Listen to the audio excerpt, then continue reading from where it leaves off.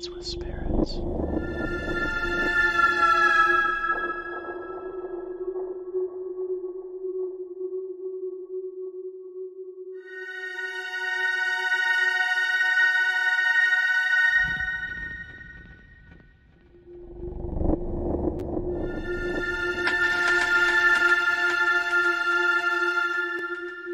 Spirits with spirits.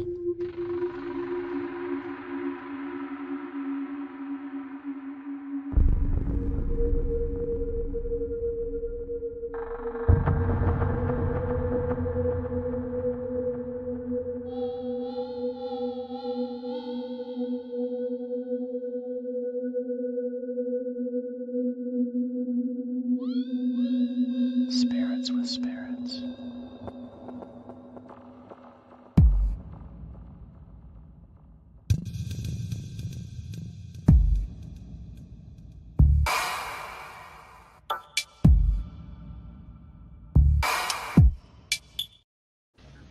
Welcome in, ladies and gentlemen, to season 2 of Spirits and Spirits, episode 25, where we're talking aliens. The truth is out there somewhere over the rainbow, as Dorothy would say. I am Grandmother's house we go. all the way from California, with our host, Mr. David Lowe, all the way out there in California. I'm in Colorado. Dave's in California. I'm in California. Last I checked. I'm in Colorado. And we got a guest tonight, the bearded four-eyed man, also known as Adam. Adam, where are you from, Adam? I'm from Georgia.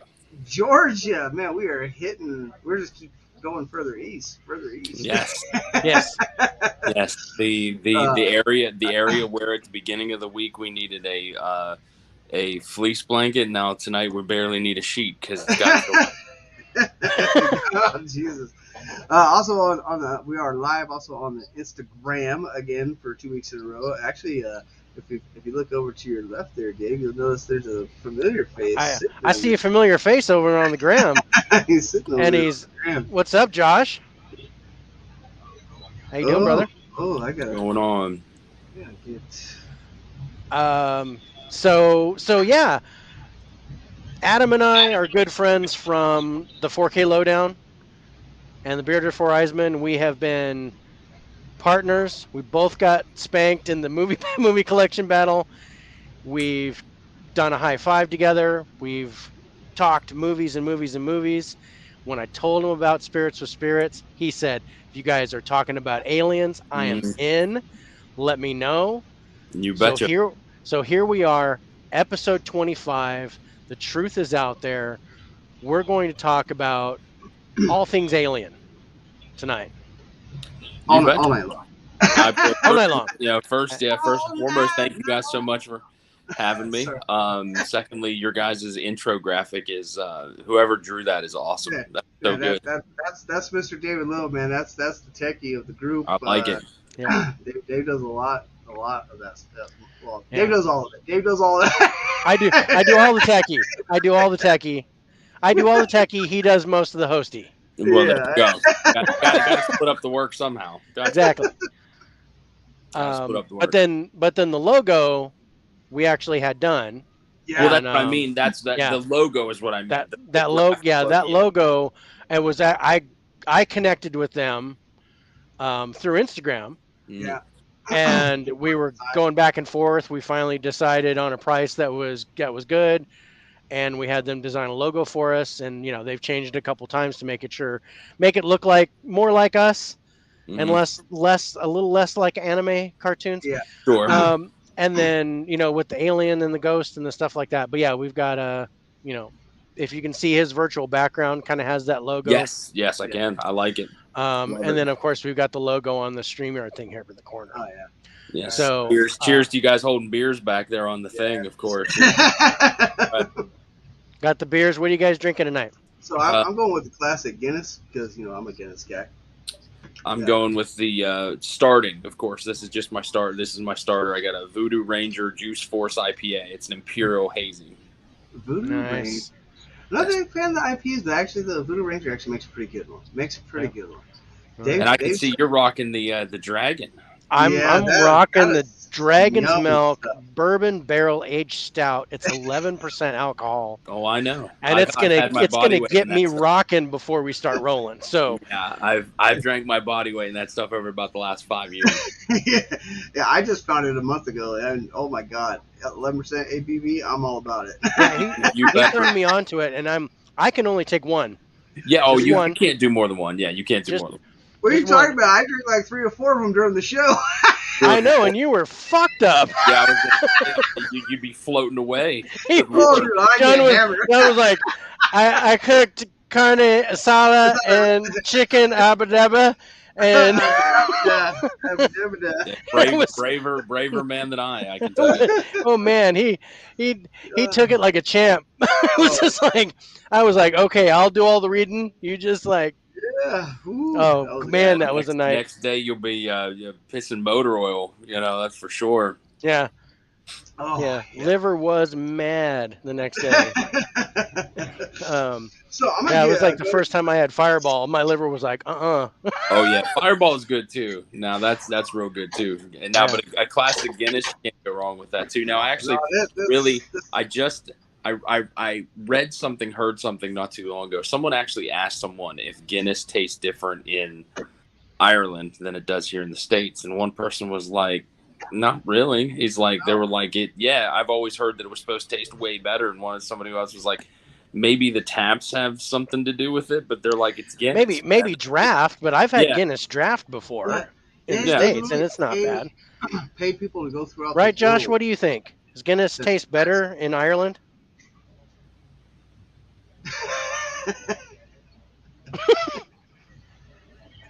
Oh, I can't hear him. Why is he not coming through on that? Yeah, My Bluetooth? I can barely hear him, but I have my sound down, so it's not all. Josh needs to click in over on the other one. No. Jo- Essentially.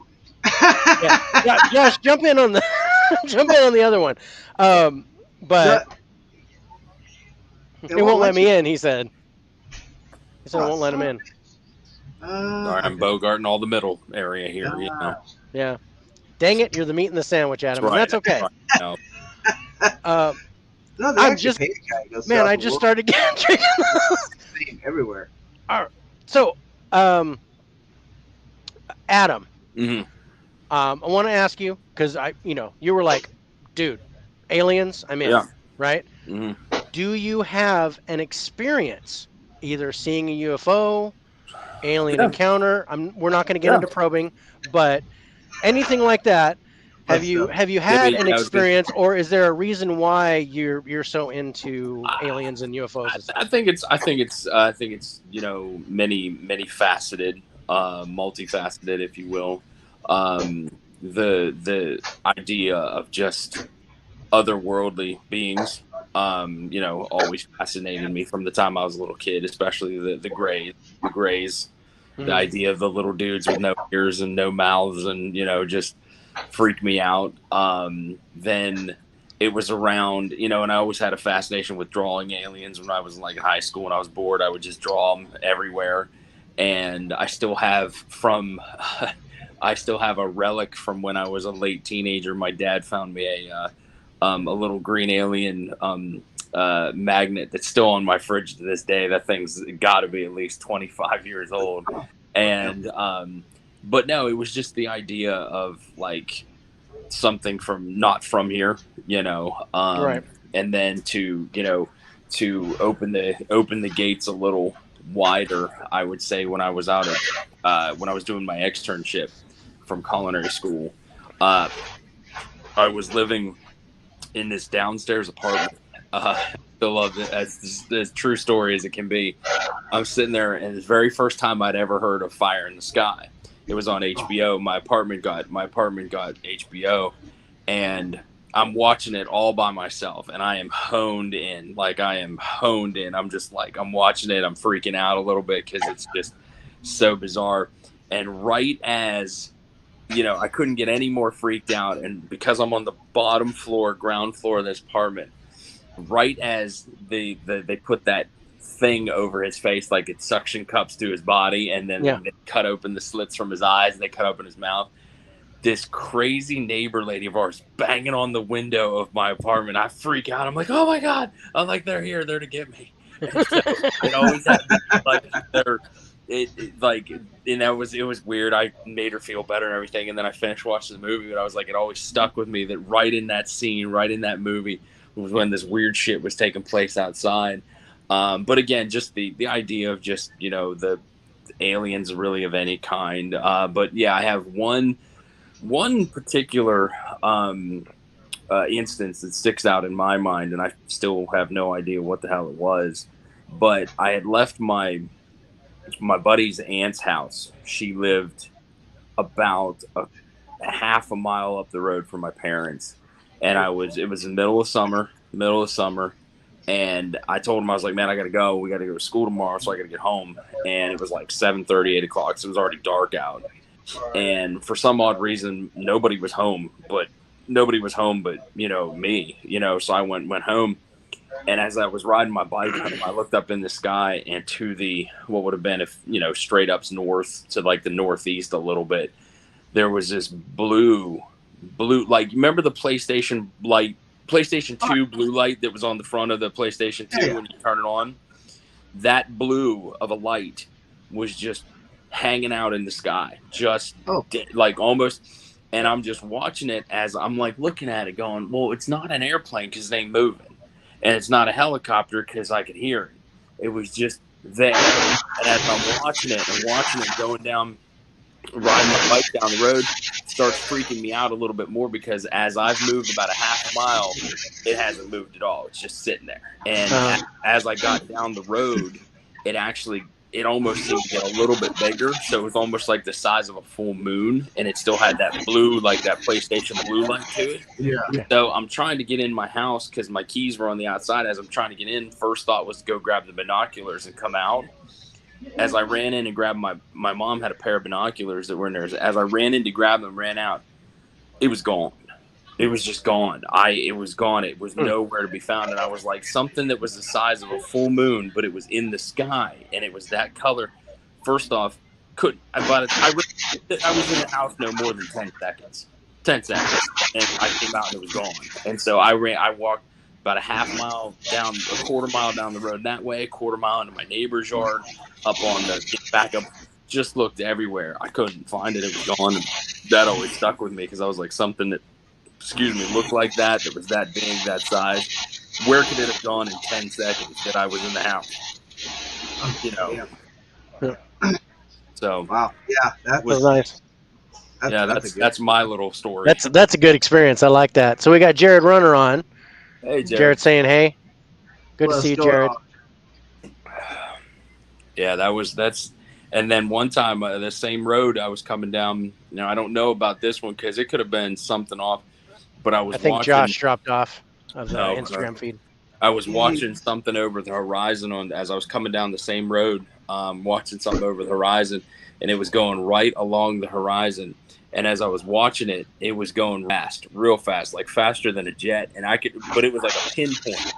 And I watched it, and as it got to a certain point, it just took off like that. And I couldn't see it again. I was like, there's no way that any technology that we have would go in a diagonal line like that. Crazy.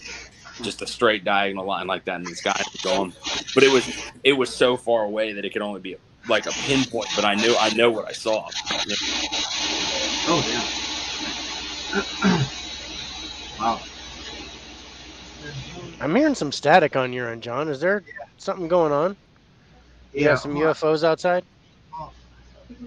Could be. We got Teresa on the show, by the way. Hello, Teresa. No, I got Teresa? I got margaritas being made, I think. That's the blender. Now I get it. Now it registers. I know that sound. Yes. That's a good sound. That's a good sound. Being made, I think. Well, I know we got right into this, and so my bad here, but I love that, Adam. I love the stories, but I do have to kind of do a little fine print here. We have to do some red tape. I gotta do the fine print here. I got excited. We jumped right into the show here with you because I love talking about UFOs. So I do want to say, we want to thank Anchor. Anchor is what allows us to take the audio portion of this live broadcast and put it out there to the world. It's a great way to start up your podcast, and also a way to continue growing with your podcast. Not only do they sponsor you themselves, they'll actually help you find other sponsors and get you on places like Spotify, Google Podcasts, Breaker, Pocket Cast, Radio Public, Apple Podcasts, and of course now we are also live on iHeartRadio. So. And again, haven't looked into the Amazon thing because I've been super busy, but soon here we'll be on the Amazon Prime podcasting sites as well. And of course, we want to thank StreamYard. StreamYard is what allows us to do the multicast, where we can be on our Facebook page with the Spirits to Spirits, the YouTube Spirits to Spirits with John and Dave, and of course Twitch, which is just Spirits to Spirits. And of course now you're following us live on the Instagram, so go ahead and click subscribe to that as well. Whew, fine print out of the way. Bam. Nailed it, Dave. I didn't fuck up like last week. Gotta check the pulse. Yeah. Okay, I'm good. All right. I think he was breathing. You warmed up. You limbered up before you did that. I could tell you were like doing a little chicken dance, and we're like, all right, we're ready to go. Okay. Well, yeah, and that was partly my bad. I kind of wanted to jump right in and get just kind of get a personal experience from Adam. Do you have a personal experience, John? Of I have had quite a few experiences seeing UFOs, or what I thought to be. Well, of course, the UFOs. They're unidentified flying objects. I've seen them. Three really stand out in my head. One I kind of throw off because I was super really drunk and high. So that could have just been me being me. The big one I might have debunked that. Yeah, the big one I think that I like was actually in Oregon, right there on the coast of Oregon. And it was crazy because it was multiple people with us. So it was actually my oldest brother Brian and my ex-wife Erica. We're all out there standing on the deck of my ex-mother-in-law's backyard porch, which faces the lake. And you watch this, you watch it come up. You think it's an airplane, right? You think it's going to fly over your head. But no, it just goes up and then just, poof, gone. And we all saw it. And it wasn't nighttime, it was daytime. It was right at that dusk part, so it was still full brightness. I think that was probably one of my favorite ones I ever saw, and it was huge. So with that, we all thought it was an airplane. It was like, oh man, that plane's flying pretty low. And it was like, at first I was thinking tree line level because there's a lot of good pine, like great spruces and everything out there on the coast. Mm-hmm. And it was right there at tree level, and we're sitting there watching it, and all of a sudden you're just, boom, gone up. And we're like, well, that wasn't a plane. That wasn't a plane. Yeah. And you're like, what? I'm not drinking. Oh shit! I didn't. There's not. Y'all saw that, right? I took my vitamins this morning. I know I did. Right. I can't say I've seen an alien. I can't say anything like that. But I have definitely seen crafts multiple times. No, building it. That's where I remember Teresa from. Oh yeah. That's That's our good friend Bill over at Dover Paratech. We miss you, Bill. Oh yeah. Had your beer goggles on. I did not have my beer goggles on that night. Beer goggles. That one night though, I had lots of goggles that one night, but that must have been the most vibrant thing I've ever seen though. Yeah. To watch something with 4 different lights on it and blink in unison, like there was a rhythm to them, but not like an airplane blink. They just weren't going like this. There was a blink in unison. It was big, it was quiet, and it just sat there. Mm-hmm. And I was like, what the hell is that? Like I said, I was really high, and I was really drunk. So I kind of throw that one off, because it could have been a plane, and I was really high, and I was really drunk. Or a helicopter, and I just wasn't hearing nothing. But there's, I don't know. You got the other time on the coast of California when we were up there by Ukiah and Fort Bragg area, watching things off the coast there going through when you know there's nothing there. It's completely blank out there. You're just sitting there with a bonfire on the ocean, and you see weird shit. Man. I mean, Colorado's a hot spot too. Oh yeah. You know, there's there's if there's one guy that I would love to just personally interview, just sit down. I mean, but he's done 1,000 of them. You can only get so much more information that he's already given 1,000 times. But just to sit there and be in the presence of, I'd love to talk to Bob Lazar. Like that would be Oh, phenomenal. Like just to sit Yeah. there and be like, dude, like I 100% believe you. There's no doubt in my mind, because you've passed every polygraph test they've ever thrown at you, for one thing, but the craziest thing is you've kept the same story for 35 years. Nothing's yeah, changed. no So change. no change. Nothing's changed. Yeah. So I mean, it just the fact is that he was able to see, those things, and to see that reverse engineering stuff, and just, that's absolutely fascinating to me. Yeah, I was a couple days ago. I was watching a documentary with about Bob Lazar and Mhm. everything. It's so good. It's the guy's brilliant.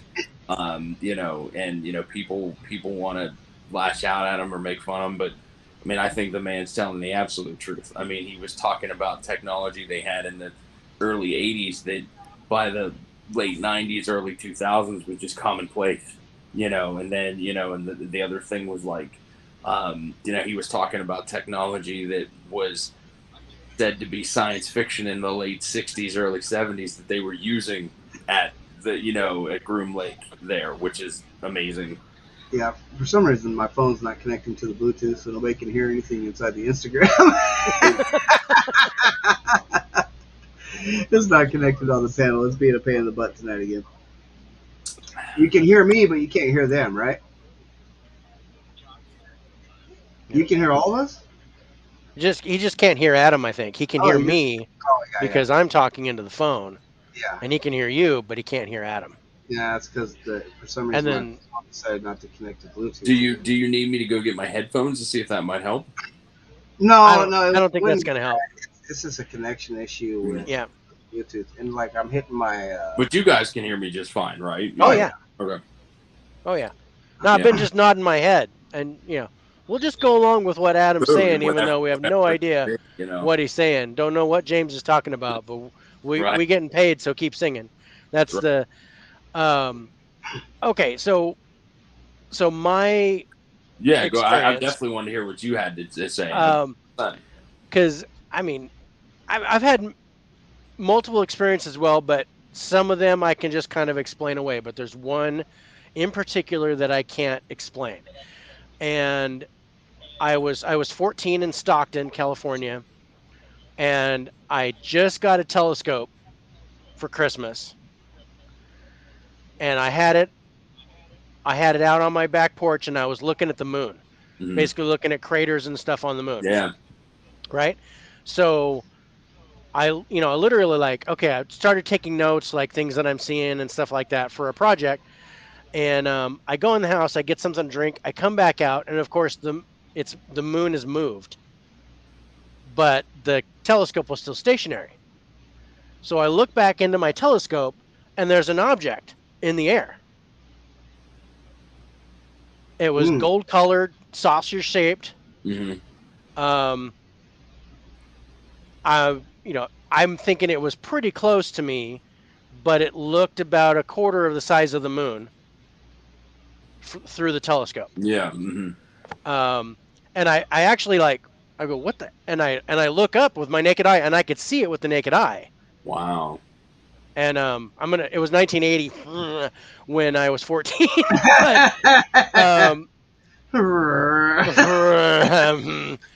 um, so they didn't have digital cameras. I didn't, you know, but I ran to try to get my mom's 110 camera, Mhm. the little Kodak doodad. I come running out to try to get a shot of it, and it was gone. Yeah. I went back to the telescope, and I couldn't find it. Mhm. It was gone, but it was maybe 1,000 feet in the air, I would say, and Mhm. probably just 3 or 4 miles away from my apartment. oh wow. That's And awesome. to literally, I'm looking at the moon, and I'm diagramming craters and stuff, Mhm. and then I go away, I come back, and that ship is right there in my sight, in my Yeah. line of sight from the telescope. I thought that was just wicked, and that was something I couldn't explain. Yeah, that's really cool. Like, I mean, just to be able to see the saucer and the quintessential saucer that they talk Yeah, about. it was totally dish shaped, and it had like the cup like that on the top, and it was gold, and it was spinning right here. I could see Mhm. this turning, Oh, damn. but this seemed it was stationary, and I Yeah. was like, "What the heck?" And it was gold. It wasn't like reflecting light off of anything. It wasn't flashing blue lights or anything Mhm. like that. It was gold. It was absolutely like a bright yellow, and Yeah, I was tripping off of it. It was an amazing sight. that's awesome. That's awesome. Very cool. Very cool.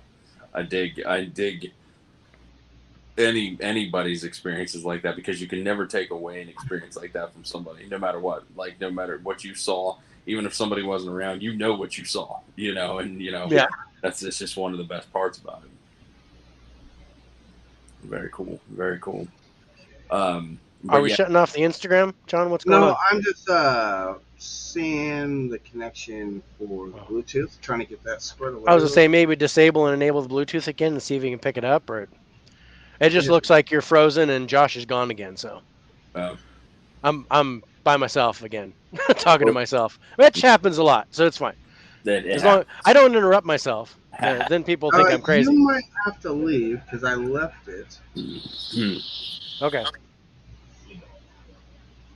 boop, And I left. went live back again. And my Bluetooth says it is connected this time. Tend to get on people's podcasts and just ruin them. Sorry about No, that. no, no. Every It's once in a all while, your for some fault, Adam. It's reason, the always We it's always we connection is always connected. have issues with Instagram. it's we've never we've been trying to get it to tie into here so that Mhm. we could be live on Instagram at the same Sure. time.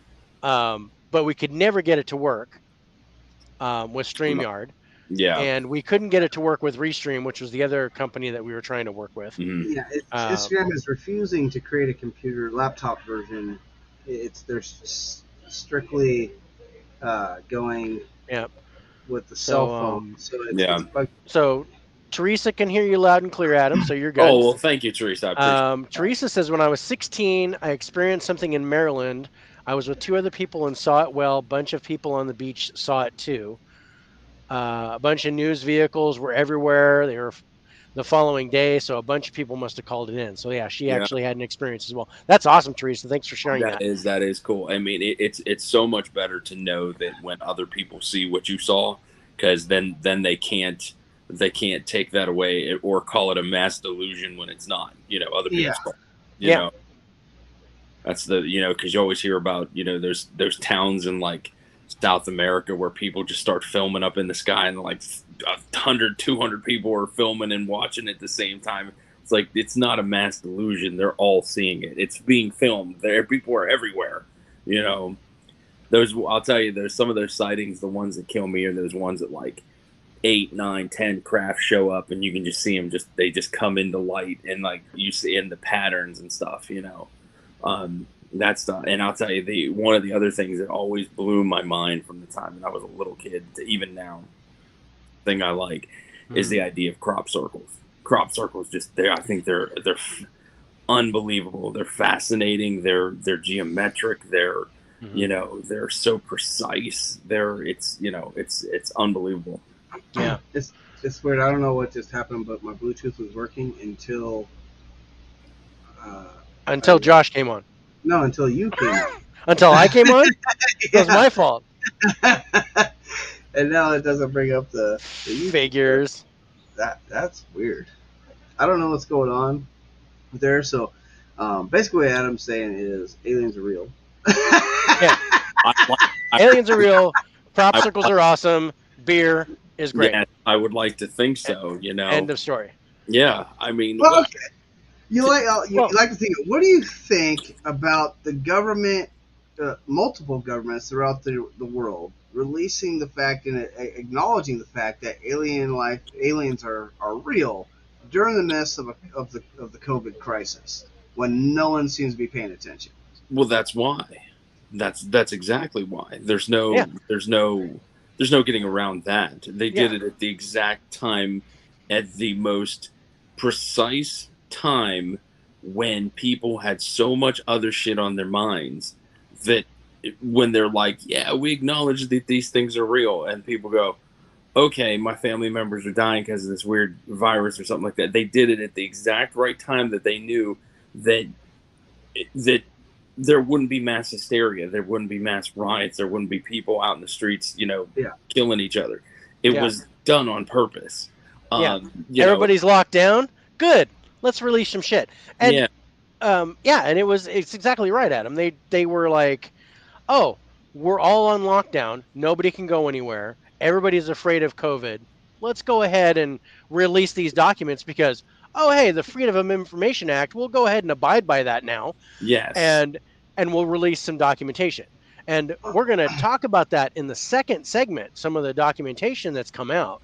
hmm Um, and oh Okay, yeah. all right. I mean, but Teresa's like, we still talk about it to this day. One of the most memorable things of my life. That's awesome. Well, And Teresa agrees with you completely, Adam. well, I mean, that's the whole thing is, was it okay? I think they did it at the right time, though. In a perspective of nobody had nothing else to do but sit there and browse the internet and listen to the news and everything like that. When they release this information, I think it's more of a duh. Yeah. We've been Finally, saying this for it's years. about time. It's like when you finally admit that you're in a relationship with that person you've been dating for years. To think, being conservative, I would say somewhat Christian and everything like that, though, believe in higher power and stuff like that. I still am also one of these people that also believes that being a grain of sand in an infinitesimal universe, we're not the only things that exist. Are you shitting me? Are you think kidding you have me? to be It's impossible. arrogant to think that we're the only, not only just the only intelligent life in the multitudes of universes, but that we are the smartest. that we're supposedly the top of the food chain, and that is pure arrogance of the human race. But my thing was always, not only was it arrogant to think that, but why would you want to be that alone? What would cause you? What would cause your brain to want to be that alone in a one drop of water in an ocean that's like literally you take the largest ocean on the world and you're one drop of water.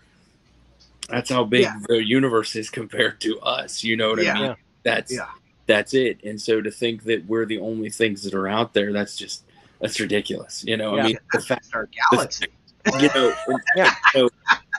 To think here was another thing that I thought was just recently, I just heard this and I thought this was fascinating, was that NASA at one point in time, NASA was exploring the oceans. That was one of the things that they were doing. We've explored less than 10% of our ocean. Well, what happened was, it was one day, I don't know what day it was, and I have to do my research on this, but one day NASA went down, like, apparently really, really far. Now, I don't know if it was Mariana's Trench deep, because I don't think they had the technology. This is back in like the 70s. Yeah, I don't think we could have got there at that time. Yeah, but one day after they saw, apparently the research was showing that people in NASA, they saw something and they never went back. So what did they see that made them go, well, maybe we should try outer space instead of below? Like, what was it that, because they're NASA, for crying out loud. Yeah. What did they see that made them stop and go, we should go that way instead of this way? Well, let's go up instead of down. Yeah. And then all of a sudden, then we have our ocean. Yeah. Yeah. Well, and then all of a sudden, we stopped going to the moon. Yeah, that too. That too. Yeah, that's I found a video on that from Buzz Aldrin. Dude. We stopped going to space. We were like, NASA's like, we're just going to shut down. We're just going to give up, because we went down, we fucked something up. We went up, we fucked something up. Oh yeah, yeah. I think we'll just stop. We'll quit while we're behind. Yeah.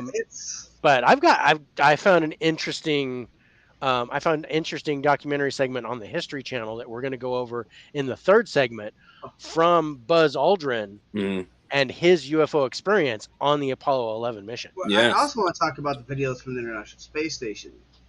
little Yes. bit later. Oh, I, there's so, I there's did you get so some many. pictures? Because I couldn't find any. I couldn't find any I pictures. found a pretty cool video of one. There's actually quite a few videos out there on YouTube right now Mm. of them. Actually, I ran a the guy I was going to tell you about before we started the show, Adam, which I'll give you his name after the show. He's a Sure. very well-known paranormal investigator, and now he's kind of like what we do. We talk everything paranormal: aliens, Bigfoot, ghosts, all that stuff. Oh yeah, Just fantastic. phenomenal. He did the one on was it Prime best video evidence of a full-bodied apparition. What was his name? I Very think nice, very cool. Freaking awesome. It's I'll give you his name after the show, but he's the one that actually turned me on to the International Space Station videos, and he did like a 2-hour podcast on those. I'd love to share some of his stuff there, but I don't have his permission to share some of his stuff. One of the days I'll actually get to talk to him and maybe even have him come on the show because we'll do another alien show with him. I don't care. We'll talk aliens all the time. I love aliens. No. But I'll give you his name after the show. I'll pull it back up so you can take a look at that. That was actually his latest podcast a couple weeks ago when I saw that.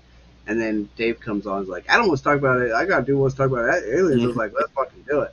But I do have one of the videos of the International Space Station that I'm going to share with you guys that I found fascinating. And this is just a drop in the basket of the videos that the International Space Station happens, because you can actually watch live video feeds for the International Space Station on your computer live all the time. It's a completely live open channel.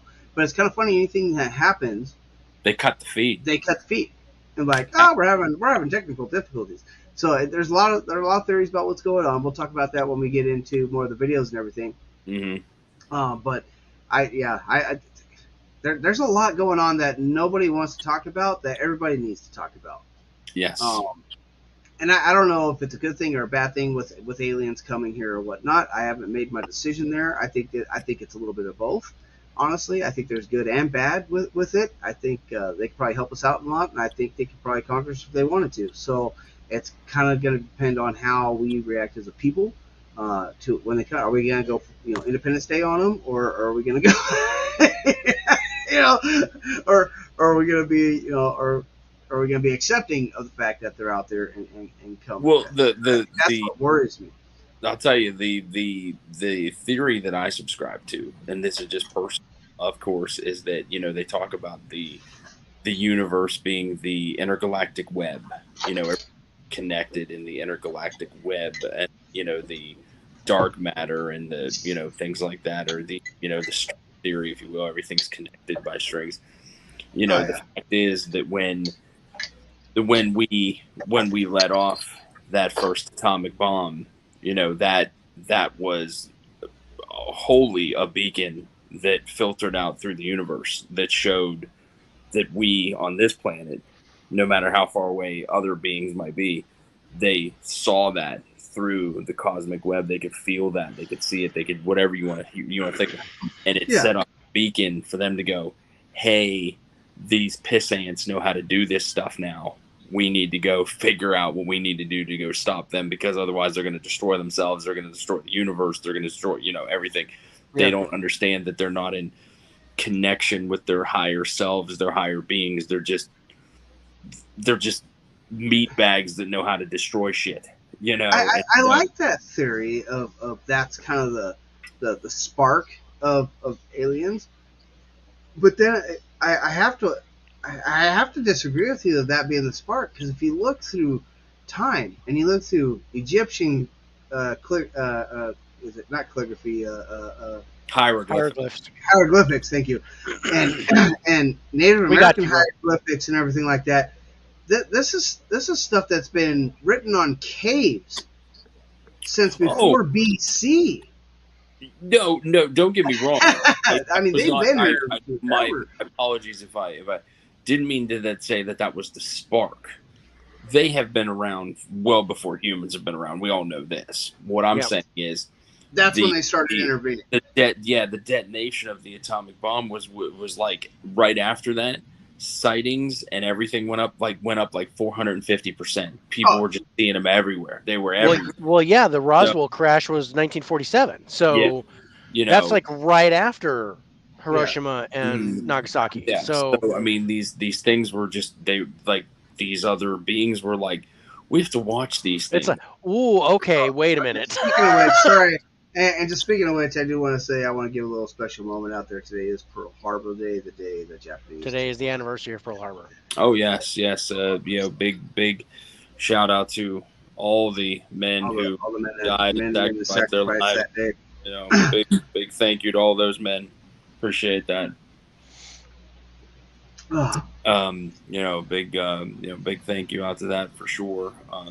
But if it wasn't for those men and women who sacrificed, we wouldn't be sitting here having these nope, conversations. Yep. exactly. So but no, that was my.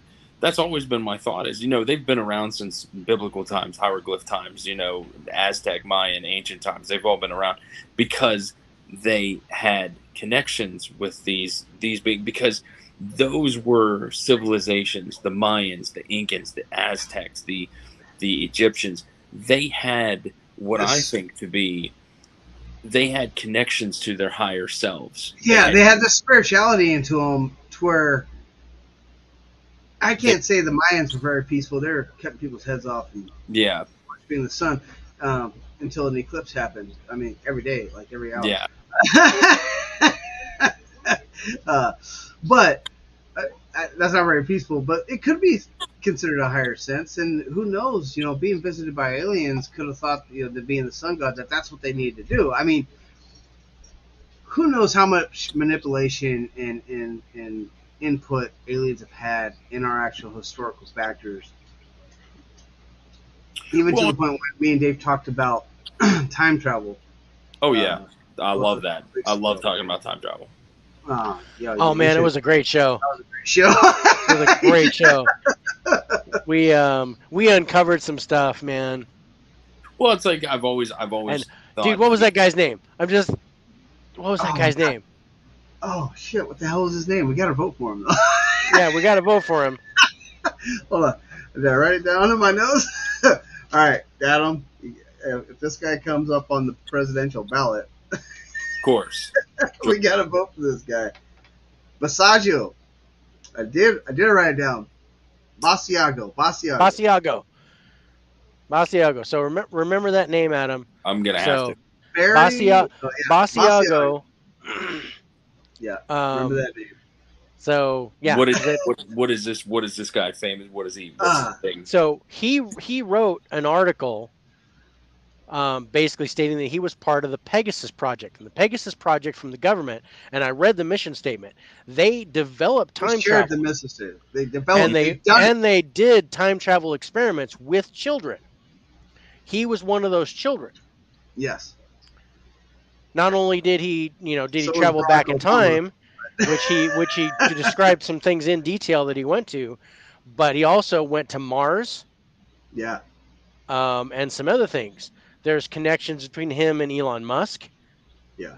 with Teleportation. teleportation. Yeah. Hmm. There's but the CIA basically said to him that he's going to be vice president or president in 2024 or 2028. Oh my god, Yeah. Mm, Yeah. that's Yeah. crazy. I mean, he's right around the corner. And Elon Musk said he's going to have teleportation travel available by 2024? Yeah. Or Well, was that he 20? said Mars. He was Yeah, starting to go to Mars. Mars by Mars in 2024 2024. and Yeah, colonize Mars by 2028. 2028. So if Now, there's and a this guy connection said between he this was guy going to be Basiago president by 2024 or and Elon 2028. Musk, then that could tie everything together. Well, I And mean that's we came up with that during the show, and we were like, "Holy What the shit! fuck? Did we just stumble on something?" We were like, that's awesome. Well, I mean that's like all the stuff about if you look into Project Looking Glass too, "Yeah, is like that they know what's going to happen. Well, the thing I love about Project Looking Glass is it's more like a vision more so than time travel. yes, It's more like it's what's going to happen, or people can see. You can't interact with it. You can just see what's gonna kind of happen. So you gotta kind of but that stuff. And I'll tell you, if there was one person on this planet that would have loved to pick the brain of, and there's no way that beings didn't, come down, was Nikola Tesla. There's no way I mean, the guy, Well, when There's you another one that a we talked about. lot of the stuff that they talked about with time travel and teleportation came Was from his original Nick- designs. his well, it's original because, designs. I mean, the guy knew how to pull electricity out of nothing. How do you know how to do that? I mean, the idea of making sure that the world has free energy for now until the end of time, free And- energy, not and just through all his, I mean, he was just like, and he was all about free information. He's like, here's my design, do what you want with it. Yeah. How much do you think? What's the odds that Nikola Tesla actually got this information from alien technology?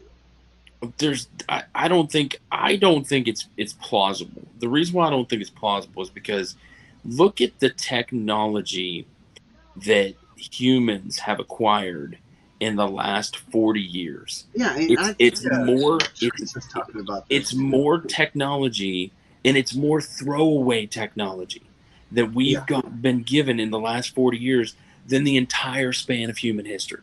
Okay, it's we throw away cell phones that every 6 months. 40 years ago, people, if you would have shown them that, it would have blown their minds. Oh, So there's no way that this shit just comes out of thin air. It doesn't happen. Like, I mean, we're human beings are smart. Don't get me wrong. We're brilliant to a point, but there's no way that this shit just pops out of thin air. It just doesn't. Like it. I don't. Yeah, think we have to have a building block somewhere. We have to have a blueprint. Well, and if you look at Bob Lazar's stuff, how he reverse engineered all this extraterrestrial stuff, and his the building S4, where he did his experiment stuff, which is supposed to be close by Area 51. He talked about reverse engineering all this stuff, and and I hate to say it, but look at Men in Black. Yeah. How they talked about. And I think is pretty accurate how a lot of things that we have today, technology-wise, came from something we reverse engineered that we had no business touching. Did you ever see those videos of the real Men in Black? Like, did you ever see those videos where have them on dude, those guys are creepy looking. They're like they're all white, they're all hairless, they're just But look at have you watched Fringe? Did you ever see that show? Yes. Look what we, and that's kind of my point. Look what we do with movies, about how we put all these movies and television series out there. To look at Star Trek. Let's just use Star Trek as an example. They were talking on cell phones in the 1960s, 1970s. Mm-hmm. How much do you think is that to get rid of the shock and awe factor of people of that happening in the future when we develop this technology? To just kind of diminish where the fuck do you think of that? No, it's true. No, that's what you're right. I mean, that's what I like to look at sometimes is that Bob, like that was what the desensitization of the nation is basically what it was. You're talking about fingerprint technology. You're talking about communication technology. You're talking face about recognition. You're talking about the iris technology. Iris technologies, all that stuff. And there's no way that we just stumble upon this shit. It's not like penicillin. You don't just stumble upon it. You don't. And if you notice, 10 years before that stuff comes out, you see it in a movie. Mm-hmm. And then bam, it's on your fucking cell phone. It is. I mean, I'm pretty old myself. I just turned 42. So I'm 45, so I'm a baby, but you guys, it's past your bedtime. Come on. But no, what I was saying was I was talking with my mom, and I said, the other day, and I said, you remember watching us play, do you remember watching us play, Nintendo growing up? And she goes, of course. Well, the last time in October when I went up and visited her, I got to put the Oculus on her head for the first time, and she got to use the Oculus, and she was just, when I took it off her, because I got to put her on the space station. That was the thing. She was on the space. Oh, wow. and she was just like looking around and stuff. And when I took it off, her mind was just blown. She was like, Oh. how did we go from Pong to this? And I Yeah. was like, in 30, she In was like, 35 years, 35, 40 years. 40 years. She goes, we went from Pong, where it was just two lines and a Yeah. dot. That was it. Yeah, I was playing Pong at 5. Basically fucking table tennis. Yeah. Table tennis on a TV. On a TV. To being able to walk around the International Space Station, grab stuff, look out the window. She was floored. And I was like, yeah. And I was like, and I told her, made her laugh, and she punched me. I said, and you told us not to sit so close to the TV because it was hurt our eyes. Now it's like right here. Yeah. Dude, I got that. That's an urban legend now, Mom. Just want to let you know. But she was so taken aback by just how detailed, and so she could just look around and it was everywhere. Like it was just, I was like, in the screen just right here. Oh, dude. So we're all older. Okay, all right. So because Teresa brought up Duck Hunt, I have to stop it right there. We're all older guys. We all grew up with Nintendo and everything like that. That was kind of like our third, fourth station because we had Atari, and then we had the Atari 2600. I had Atari. So Atari 2600, then Nintendo. So on our fourth one here, and we got Duck Hunt, which is probably the second most popular game besides Mario on Nintendo. Because those always came with the console. You got Mario and Duck Hunt. So did either one of you realize that on player 2 could control the duck? Really? None of you guys figured that out? Oh, I used to fuck with my buddies all the time. If you got the player 2 controller, you could actually make the ducks move to where he can't just. You can randomize the game. Yeah, because they would just shoot across the screen. Yeah. You can make That's funny. Up, down, left, and right. We got our buddy Turner Fan up too. He wanted to say what's up, so I wanted to give a special what's up to Turner Fan. My buddy Rich, who co-hosts with me on the 4K Lowdown. That's right. He takes all my punishment, and he keeps coming back. So, but I love him. He's my bro. The idea, like I said, the technological aspect of all this thing that we would, even something that we take for granted now, be it, like the screen, the TV, if you will, there's so many of us that have grown up with TV. There's not, you take that back 100 years and you show somebody that, their mind would just their mind would explode because they didn't even understand what radio was, that back then, and I'm talking like mid 1800s, not early 1900s. They had radio and stuff. What I'm saying is take it back to the mid 1800s, or even just the idea of the light bulb. Now, again, the light bulb and incandescent light, that could have been stumbled upon. I'm sure it was. Don't get me wrong. I'm sure it was. But some of the other shit that we've just come up with on a whim. What cell phone, like for real? Do we really believe we found freaking electricity with fucking Benjamin Franklin flying a kite? Yes. I mean, do we really believe that? I mean, is that really a believable story? Because, I mean, we get taught that, right? As kids. Well, we got taught that as kids. Yeah. I don't know what kids are learning in school nowadays. But we got taught that Benjamin Franklin discovered electricity by lightning striking a kite and electrifying a key. Mm. Do you think that's even feasible? I mean, being a construction guy, no, it's not fucking feasible. You can't do it. You can't do it. Can you see lightning strike something and watch current run through it? Absolutely. Can you? I don't think you can create. I'm a prime example of that. I know how my lightning runs in my family, so I stay out of thunderstorms. I've been struck by lightning, so yeah, when there's a storm, I stay my butt in the house. My grandfather got struck twice in the same day, in the same field, and then called it a day. I was struck by proxy. And what I mean by that is, no joke. One time I was out with my little brother, and we were outside playing with one of those Willy water bug things with I was like, we're old enough to remember the Willy water bug thing, plug it in and the hose, the thing. So my mom was like, my mom was like, hey, it's starting to rain, it's starting to thunderstorm, come on, bring it in. And I went to turn off the hose, and we had a metal spigot at the top, And as soon as I grabbed the metal spigot, a bolt of lightning shot across the top of the house, went right down through it, and went right up through my arm and into my chest. And I was like, oh, like I was just like, that was crazy to me. Like I never felt something like that. I mean, I grabbed that metal spigot, and it immediately, as I grabbed it, the lightning shot and just went right in my chest. I was like, that's it was straight Back to the Future. You went, Oh, yeah. oh, and yeah. 1955. You were there. That's I was like, that's if I felt a minuscule of what that I couldn't even imagine. I was like, oh, dude. That's what happened to my dad. My grandfather actually here where I live now was working the field, got struck by lightning, knocked unconscious, woke up, started working again, took a step, got struck by lightning again. Oh my god! And then went, fuck it, I'm going home for the day. I would so.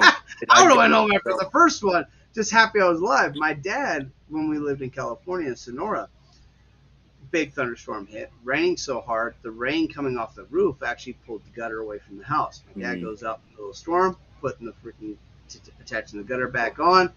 Lightning struck the house, went down the freaking gutter, and knocked him off the ladder. Jeez. Yeah. So getting struck by lightning runs in the family, so I stay out of thunderstorms. I stay my white ass in the house. Evidently, I am negatively charged. No. But to go back to what you're saying though, no, I don't believe that there's any the connection between us just figuring shit out, and I mean, now don't get me wrong, people have just figured stuff out throughout the years, and you just go, holy shit, that's pretty brilliant. Like, how did you what made you think of that or whatever? Yeah. But just speaking of the technology between the last 50 years and now, you just go, there's no way that someone just came up with that on a whim, and that we had the stuff in the ground or the stuff in the on our planet to create that shit. There's just no way that it happened. If you like the great inventions, they were inventions of need. They served a purpose. A cell phone, as great as we never needed it's not an invention of need. It's not a need. We don't. I'm talking to you. I mean, I'm literally having a conversation with two people, respectively 2,000 and 3,500 miles away. And I'm talking to you just like we're sitting right next to each other. Exactly. So, but not to say that this need wasn't created out of there wasn't a need created for a need, if you will. But that we're sitting here doing this.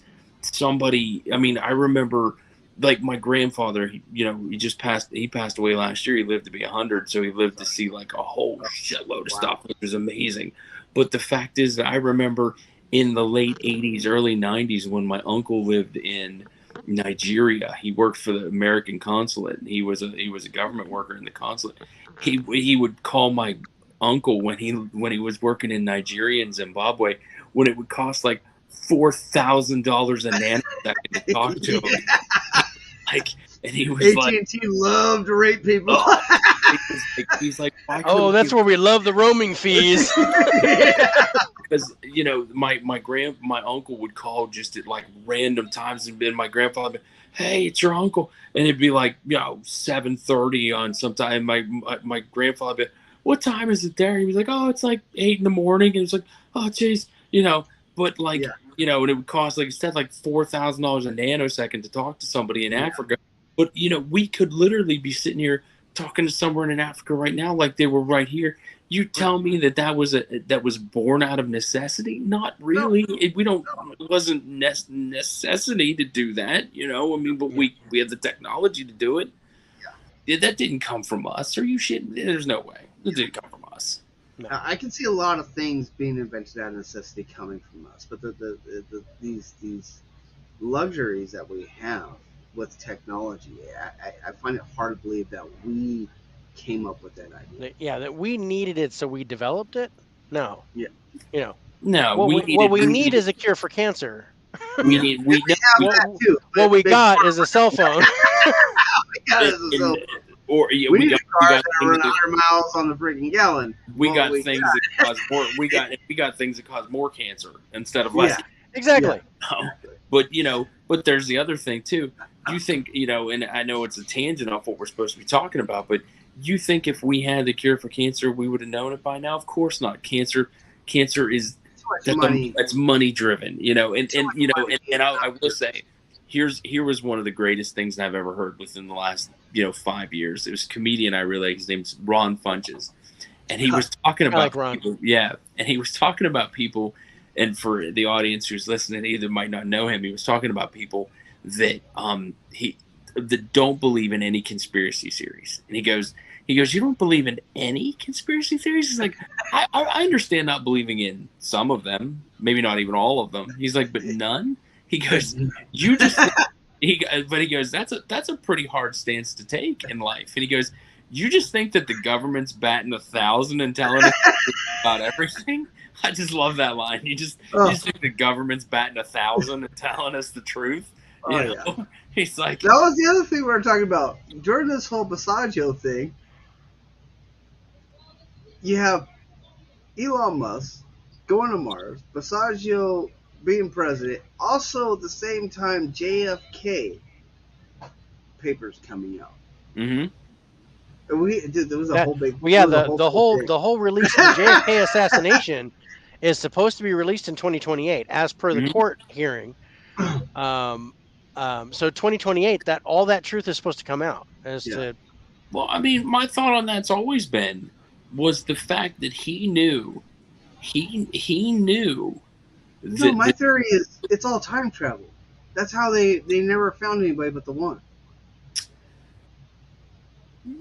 Yeah, I mean, I would agree partially with that. And the reason why I say partially with that is because I think that he knew that this kind of technology or whatever existed, but he also knew that that there was an elite group of people who did not want this information out. So when he was like, I'm going to expose all the secret cabals. Yeah, they go to 2028 where no one can actually go to prison for it now. Because I mean, for crying out loud, they're all dead. You know, you can't tell me that's why. You know, and speaking of, maybe I shouldn't be because I want you guys to get demonetized or whatever.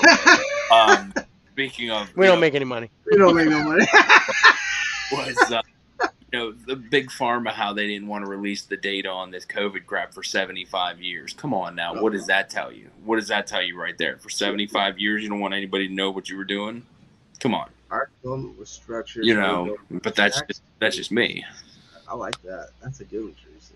Yeah, Teresa brought up a good point on our development with structures, how our structures have gone from shacks to mansions to these ginormous skyscrapers. And well, I mean, have you guys ever done any of the research into the, I think it's called the Tartarians or something like that? If you look into the Tartarian structures of like the one of the things I was looking at was if you look at some of the structures from the when the World Fairs used to happen in the United States, or the World Fair, the technology that they had to pull off these World Fairs in the time that they did them, you're like, how did you guys do that? How is that even possible? And how is there no remnants of these things that happened? I mean, it's crazy. You definitely got to look that up there. It's called the Tartarians, or so. I think that's the name, the time frame, or the structure. They're called the Tartarians. What's it say there? He was using his hooking. Well, I mean, she was saying, Mr. President, and I mean, like, I would have too. Major props to JFK on that. Yeah. I'm sorry. Yeah, Marilyn and Betty Page. Yeah, I couldn't have passed those. Yeah, that would have been like, oh, all right. Okay. Twist my arm. I would have been like, can we put a vent in the Oval Office? Is that possible? Is that possible? All right, so I'm loving the discussion right now. I'm loving where things are going. We're gonna take a quick break because I'm 5 beers in now. I'm one. I finished mine a while ago, so I need a refill. John, you have a problem. So we need to call an intervention. Dave, you're gonna pick the music. I'm gonna pick the music. Oh, it's gonna be Dave After Dark. Letter and Little crayon Dave to After your John. It's not going to happen. I promise. Little Dave After Dark action. Watch out now. Yeah. Well, we'll do that before the third segment. We'll do Dave After Dark. So we're going to take a quick break. Let us get some nicotine in us. Let us use the restroom and grab more beer. More beer. Stay with us and enjoy the creepy music while we're out. And we'll be right back. Did you pick music?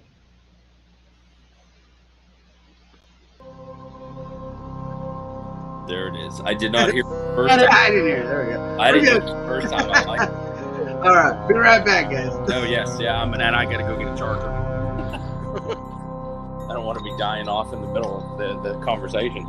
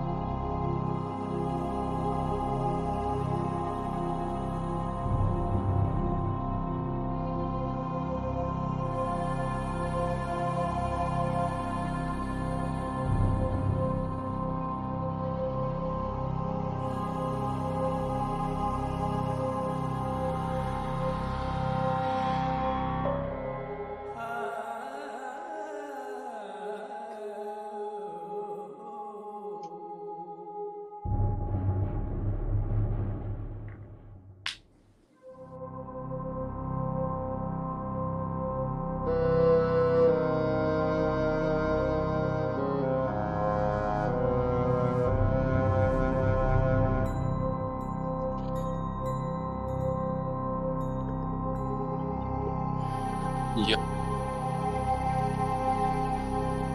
Can you hear? Yeah, I can hear you, Adam. Did you? I got my copy of Clerks 3. Did you get yours? I did not. Oh, I know because Turner Fan 77, Rich is a really big fan of the Clerks series. hmm. So I'm letting him get it, and then I'm going to watch his digital copy and see if I want it. You won't. It's terrible, but it's okay. It's terrible. I don't know. I Rich said he cried, and I don't know if he cried because he was actually watching it or if.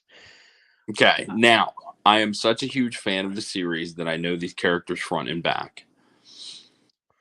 Yeah.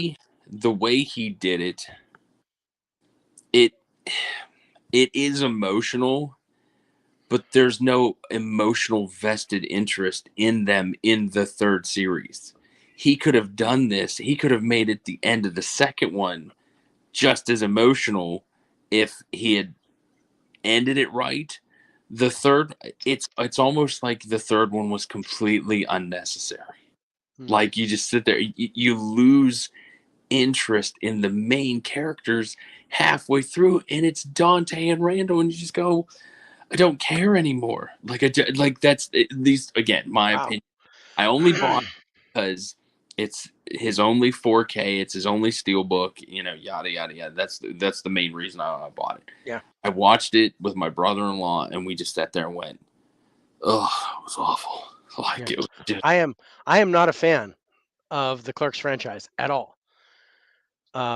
you're not going to. You're then. I don't think you can be disappointed because you're just gonna go, okay, Okay. yeah, like gonna go. Yeah, All right. I did not like the first one. I didn't finish the first one.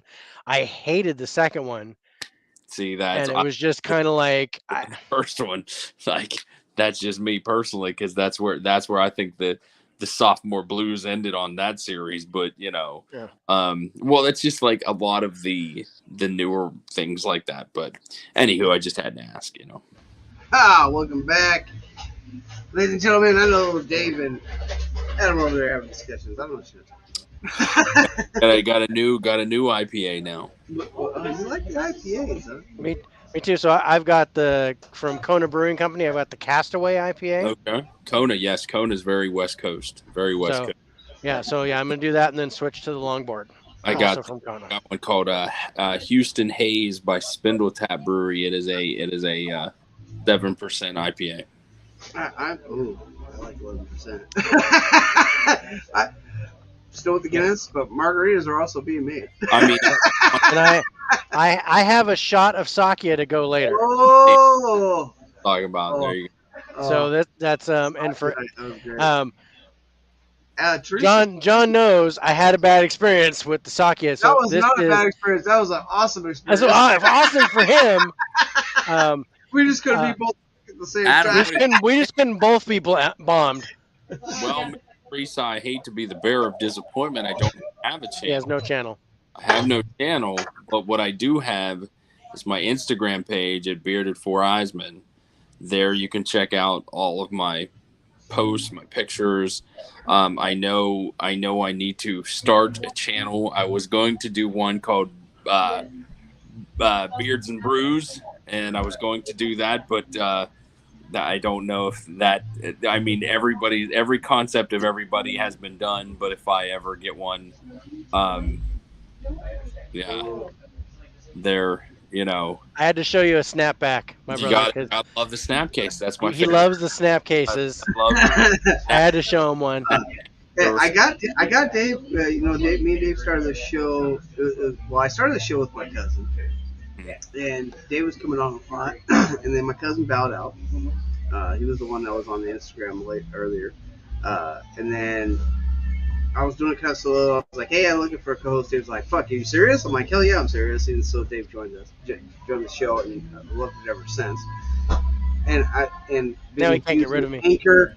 I've been using Anchor forever, and since the show started, and we finally got Dave talking to get his Anchor up and running for the podcast. Yeah. So I've got Anchor on the 4K Lowdown now, so the yeah, 4K so Lowdown is on Spotify, Amazon Music, and iHeartRadio. Wow. Yeah. So a lot of ways to listen to the DVD reveals and movies. Dave's my movie guy too, so he turns me on some great shit. But There's the blender. Go! Margarita time. Margaritas are coming. I don't care which direction. But when you get your stuff up and running, man, I'll Hold tell on. everybody, man, it's So, so John, much you got fun. some margaritas over there? Got some margaritas going. It's get it up and running, man. If anything, like we did, we do this for fun.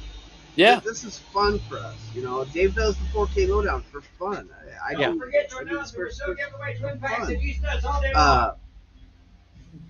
Get it started up.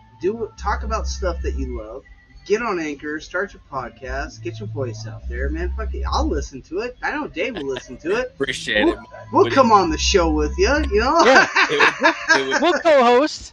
it would be- I'm in for Beards and Brews. I'm down for that. it would just be. Yeah, I mean, due to regulations, I can't get my beard like yours no more. But you know, I got the beard going. I got. It would be about out of print stuff. It would be about paranormal stuff. It would be about anything that, you know, the whole thing that you guys already do is all the stuff that I was already into, and so hence, right. Well, I was doing a show, Adam, that I ended up having to abandon, but I was doing a series that I called Brews and Reviews, where I would take 6 beers and I'd watch a movie. I'd pop open a beer at the beginning of the movie, and then I'd pop open the beer every time there was a dull moment or a groaner spot or a slow spot or something like that. And then whatever beers I'd have left was the star rating for the movie. Sure, makes sense. Yes. Right. So the less interested I was in drinking the beer, the higher the score of the movie got. Yeah. And it worked great until I ran into a movie that I finished all the beers. And I'm like, okay, that movie, that was pretty good by the time I got through with my beers, and then I kind of It's a 12-pack by the it time. was pretty good. It was like I was like 7 beers or 8 beers in, and I'm like, yeah, that was all right. Yeah. Free all day twin pack. These nuts free all day twin pack. These nuts free all day twin pack. The reasons I was the host for Paranormal Gateway Para Talk, but recently left and started my own podcast. I'll have to have you guys on sometime. We would love that, Would be- Teresa. Oh hell yeah, Teresa. Teresa? I would so be on that. Me too. Oh, absolutely. Me too. Yeah. And I'll tell you the thing that really and I can't thank all of you guys enough for allowing me to have a voice on these shows too. And one of the things is the wife always goes, you need to talk to other people because you talk to me too much all the time, and you know that you can unload all of this crazy bullshit on other people. Fantastic. So down. Yeah. Like, I think John and I have had that same conversation. God bless the women, Been and there. they go. Oh, please talk to someone else. Please. Can you just go play a video game, please? I'm done. I give you the kids, I give you the home, I give you the house, but please, for the love of God, put your bullshit on other people. Give that to someone else. Yeah. Like, enough on my already. I don't need to hear your conspiracy in my the coronavirus. my wife and I are talking, and she's like, "Don't you have a podcast to do or something? Can you go like sit there and explain to her shit about that's going on in the government?" She's like, wait, I'm trying to. I always most of the time she always reminds me of Jim Carrey's character in Dumb and Dumber when he's drunk at the bar. I swear to God, she always turns to me and goes, "I don't know and I don't care."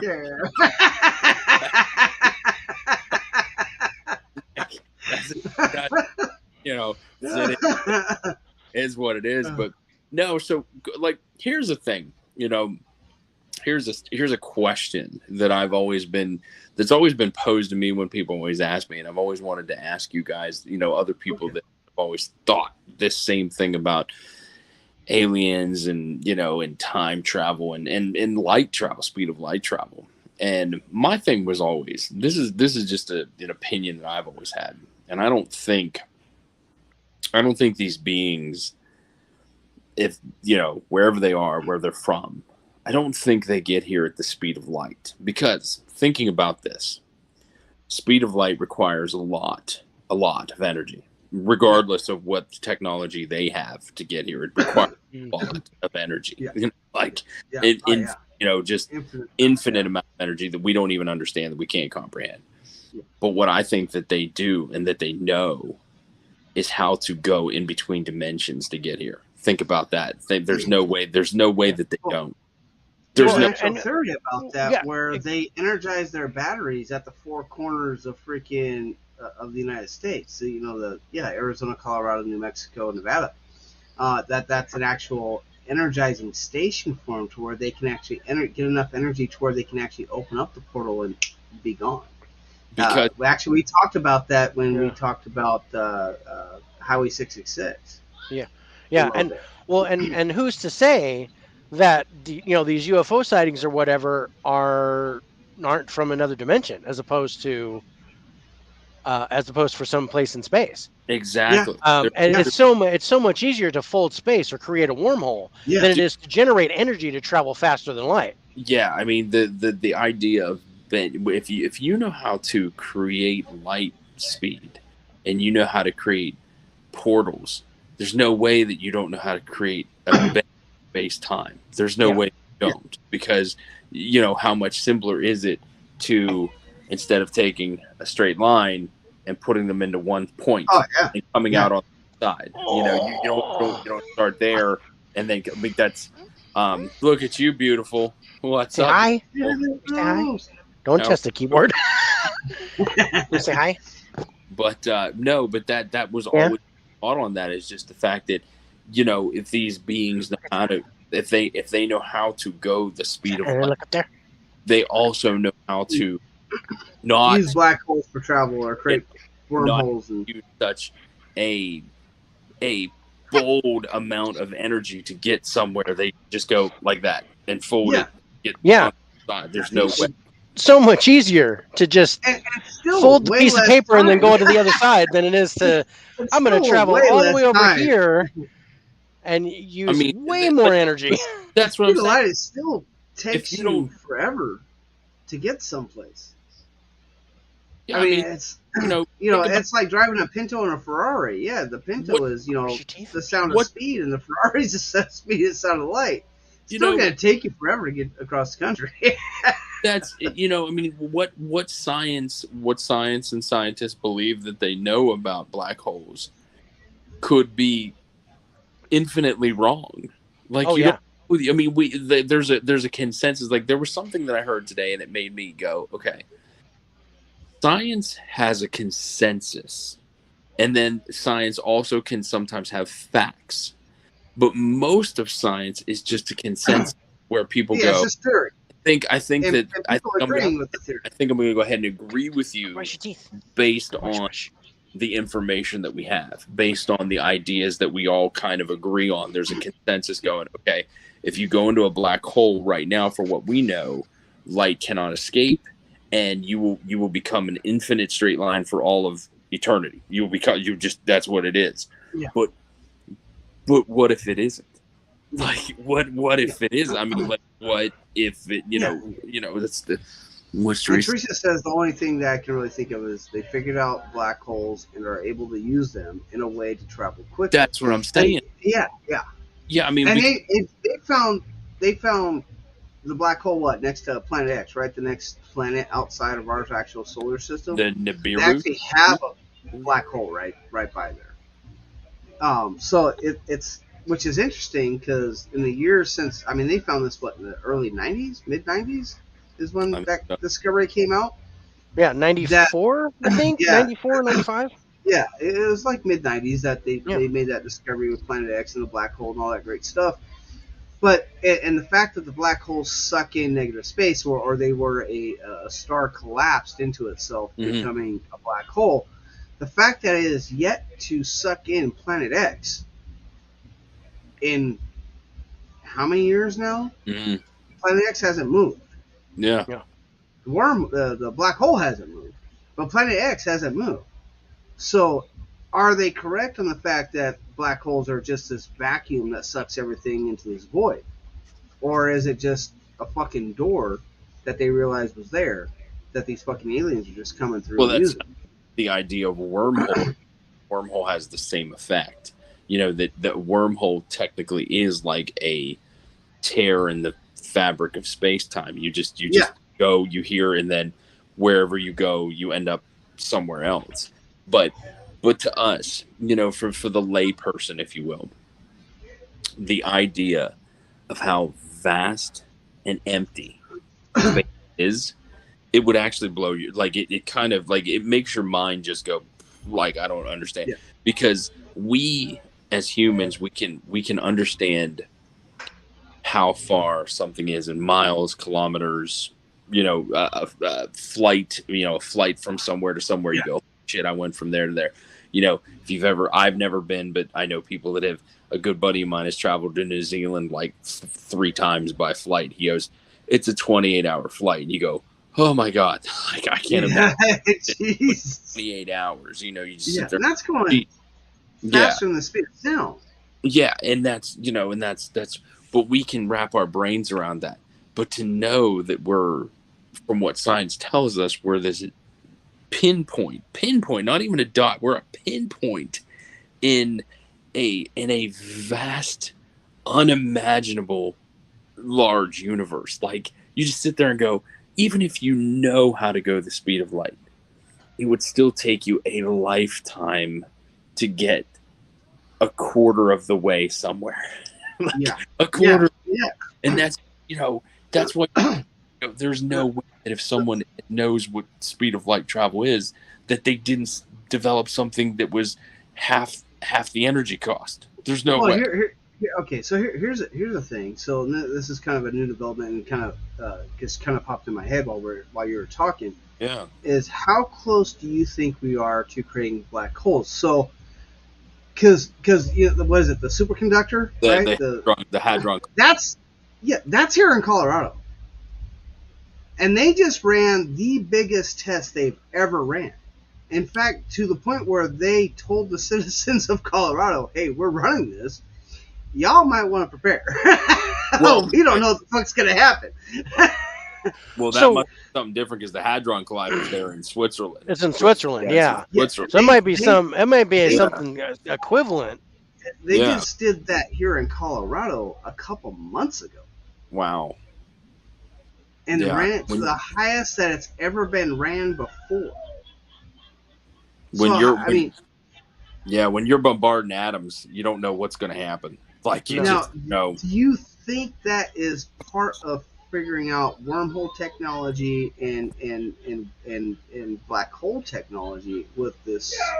Well, I mean, there's no way that with the idea when you're colliding atoms and particles, like things that are smaller than atoms, when you're colliding them at the speed of light, that there's not going to be some sort of reaction that should not probably happen here on Earth. Probably shouldn't, you know, because it's going to open up energy that should not have ever been here. And whether that energy is going to produce, I don't know, what we would call the equivalent of demons, you know, maybe that come up from a portal that are a dimension that we can't see or hear or something.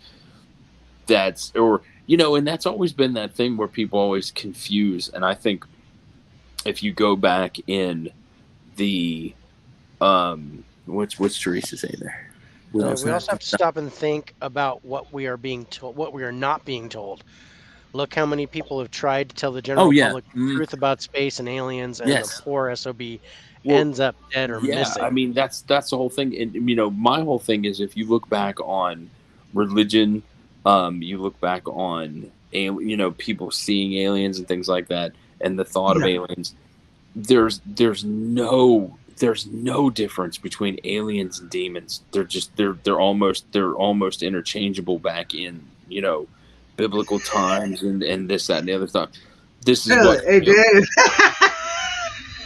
it's Okay, what we you just so hit up. I'm sorry, I had to stop you there. You just so hit upon a point when we had an awesome interview with Mr. Ralph Sarchi, uh, where he says that aliens are an illusion Yeah. created by Created by demons. demons. how can they not be? How could they not be? Yeah. I'm a big believer, huge believer. Now I know we're supposed to be talking about aliens, Yeah. but my thing is when I know it's a free form, Yeah. thing. But No. what I'm saying is, my thing has always been there is good and there is evil, Right. and these aren't just concepts that just came out of fucking nowhere. They're not just concepts that came out of nowhere.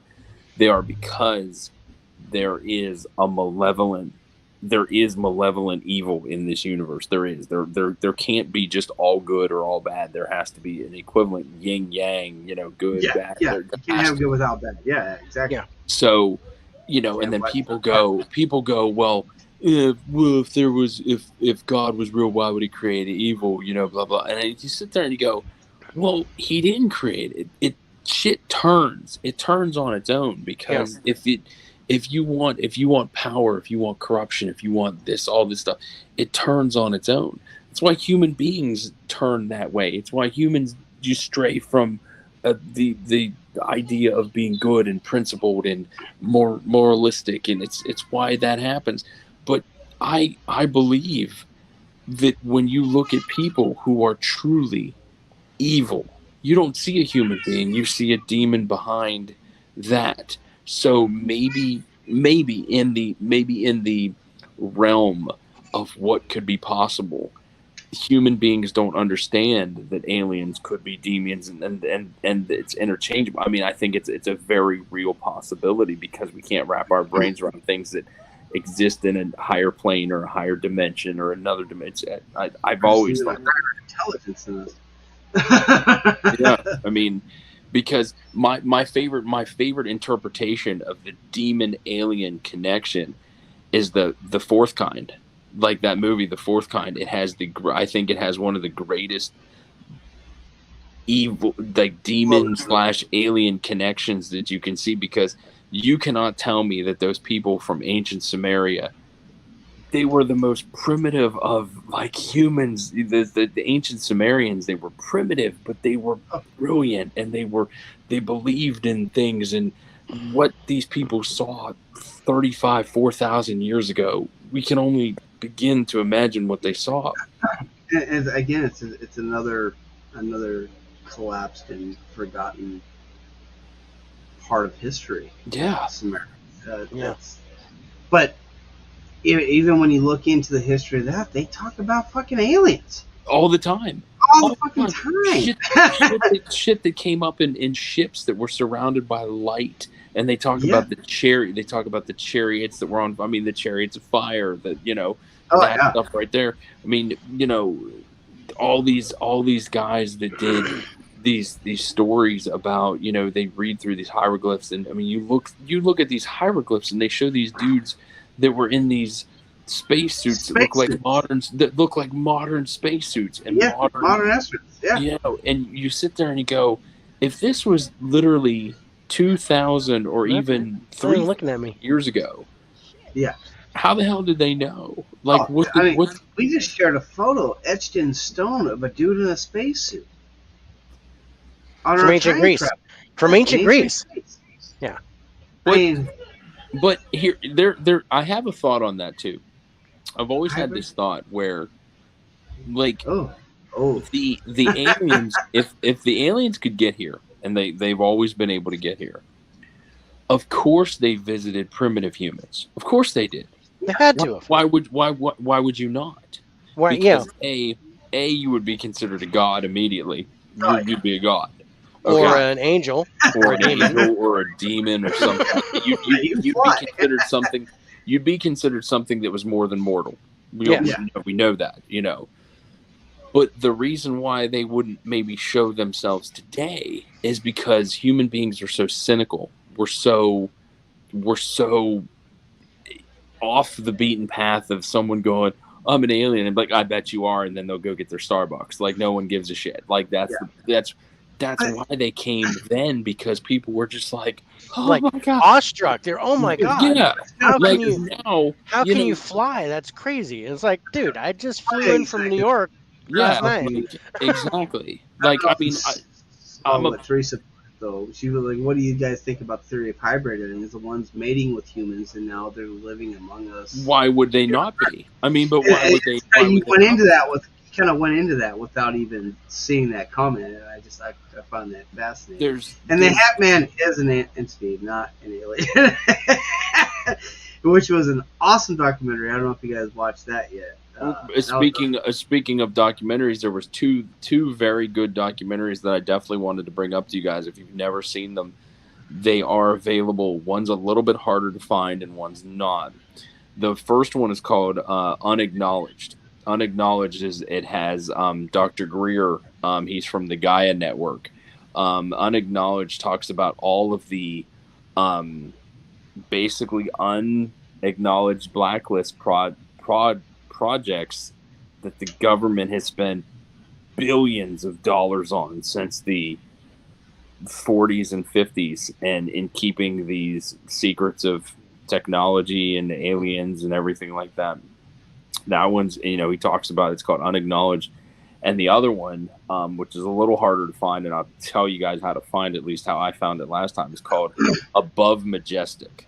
Above Majestic. That one sounds familiar. I might have seen that one. Above Majestic is all about aliens and about how it might be on my list.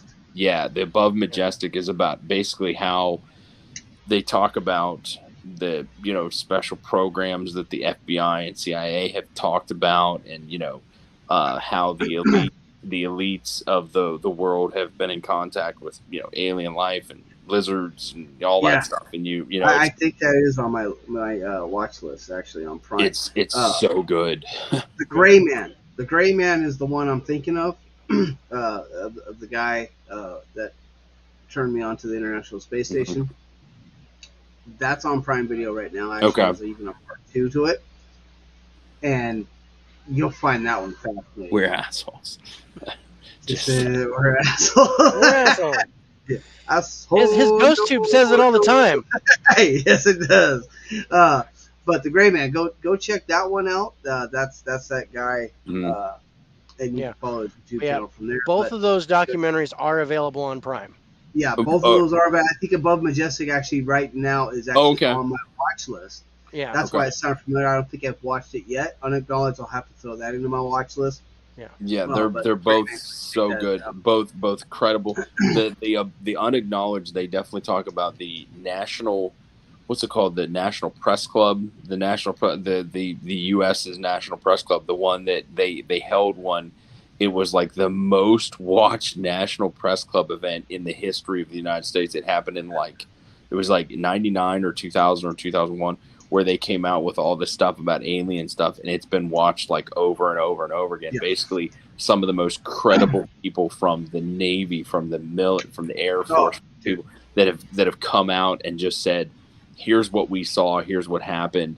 And like one of my favorite stories was the one where they were talking about how the missile silos up in Montana and North Dakota, how these things just hovered over these silos and just shut them all down immediately. Just all these nuclear silos, just shut them down in the blink of an eye. And the one guy was like, you can't, he's like, let me try to explain this to you. He's like, you can't just shut down a nuclear silo. He's like, they have triple redundancies. He's like, there could be something that's wrong and 2 more backups to keep it back up. There could be 2 things wrong. There could be 3 things wrong, and it's still going to work.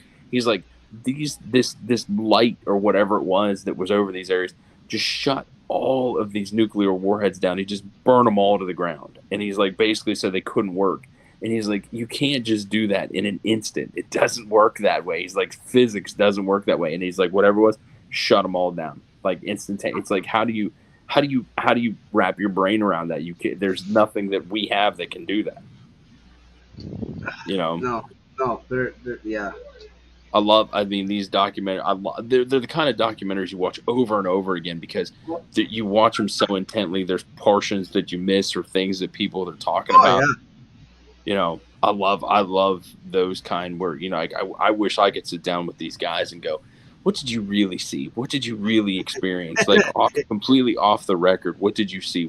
How did you get to where you were, that you were involved in something like this? Who contacted you? Where, how high up does it really go? You know, how that's what I find fascinating too, is just how high up do these conspiracies really go? I mean, because in that unacknowledged, the one thing that Dr. Greer talks about was that it was when George Herbert Walker Bush, Bush number one, was head of the FBI. Bush.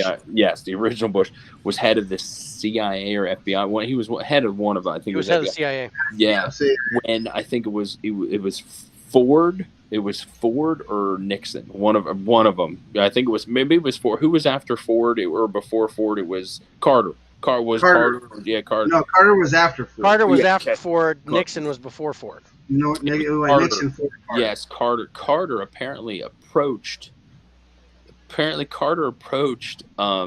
Bush when he was the head of the FBI and said that he would like to know all the information that the government knows about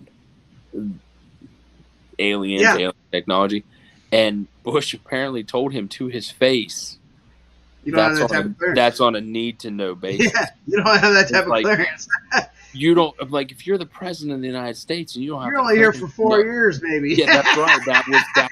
That's exactly what he talked about. He said, you don't have the clearance because you could be gone tomorrow, and I'm still going to be here. But you don't have tenure, dude. You don't have the clearance, and you just sit there and go, you're the most powerful man on the planet that we know. And I say powerful wasn't, the mainstream says is the most powerful man on the planet. But when you're denied that information by your own government, you're like, these are the fuckers that elected me. How do I not? How do I not qualify? I am the commander in chief. I'm in charge, right? Yeah, but when you're denied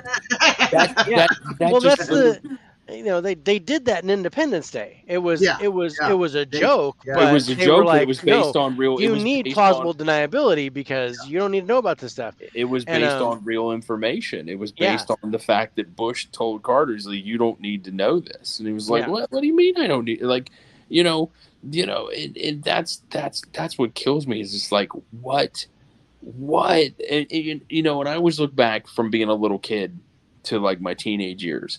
And they brought out the stealth bomber. What was it, 93, 94? They brought out the stealth bomber, and you sit there and you look at that and you go, holy shit, this thing is like something out of sci-fi. It's like this boomerang looking thing that can fly, 60, 80,000 feet in the air. And, it's just, it's above. But that, like, when you start reading about the stealth bomber, dude, they had that ready to fly in like the late 60s, early 70s. Like, and they didn't even bring it out till the 90s. And you go, what? How do you, like, what are they sitting on now that we don't know about? What the hell are you doing with the filters there, Dave? What are we laughing at? Dude's got filters going on Instagram. I got filters going on the Instagram. I keep switching my screen. Fire. Oh, what the hell? Nice. Okay, so we kind of got into the documentary section here. Yeah. They kind of brought up Adam. So I'm pretty sure Dave's got some pictures. I know we got some pictures. Sure. Yeah, I'm pretty sure we got some videos that we kind of want to share and kind of talk about. Yeah. Let's kind of get let's get into those. Let's get into those. The first thing I wanted to do was talk about the different levels of encounters. Yeah. And there are 5. Mm-hmm. Yeah. 6 if you live in a trailer park, but we're going to deal with 5. We're going to deal with 5. So the close encounter of the first kind is a human witnesses a UFO in the sky, and it leaves no evidence. Which is what we've witnessed, and a lot of people have experienced. Mm-hmm. Yeah. Close encounter of the second kind. A UFO encounter leaves behind physical evidence on the ground or traces in the sky, such as scorch marks, indentations, tracks, etc. This is Are like we crop talking video? circles. Are we talking about video evidence to See, go no, I've along with often that? thought Or I don't This is think crop circles. physical evidence. So this is okay, like where you But like you see a know, vapor trail or now okay. I don't think I've often thought about that, and I don't think I personally don't think that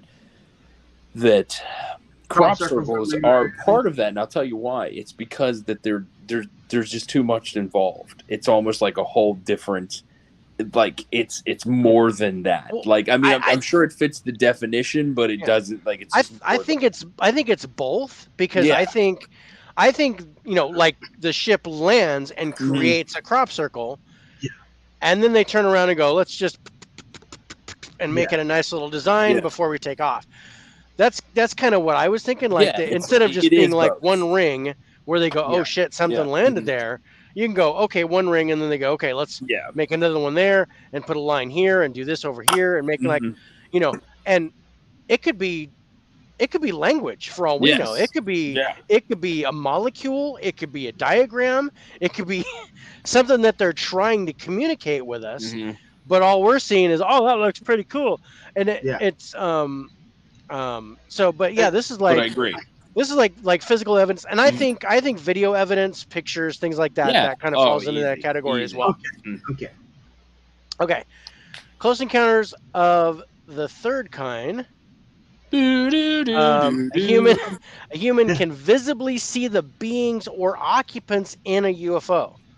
So this is actual visual account Recognition. of an alien, of an Mhm. actual gray or lizard men or however These are like the abductee people that have yeah. seen this shit. You know. That gets to 4. So That's what 3 is for. just actually seeing them. Okay, I'm seeing aliens.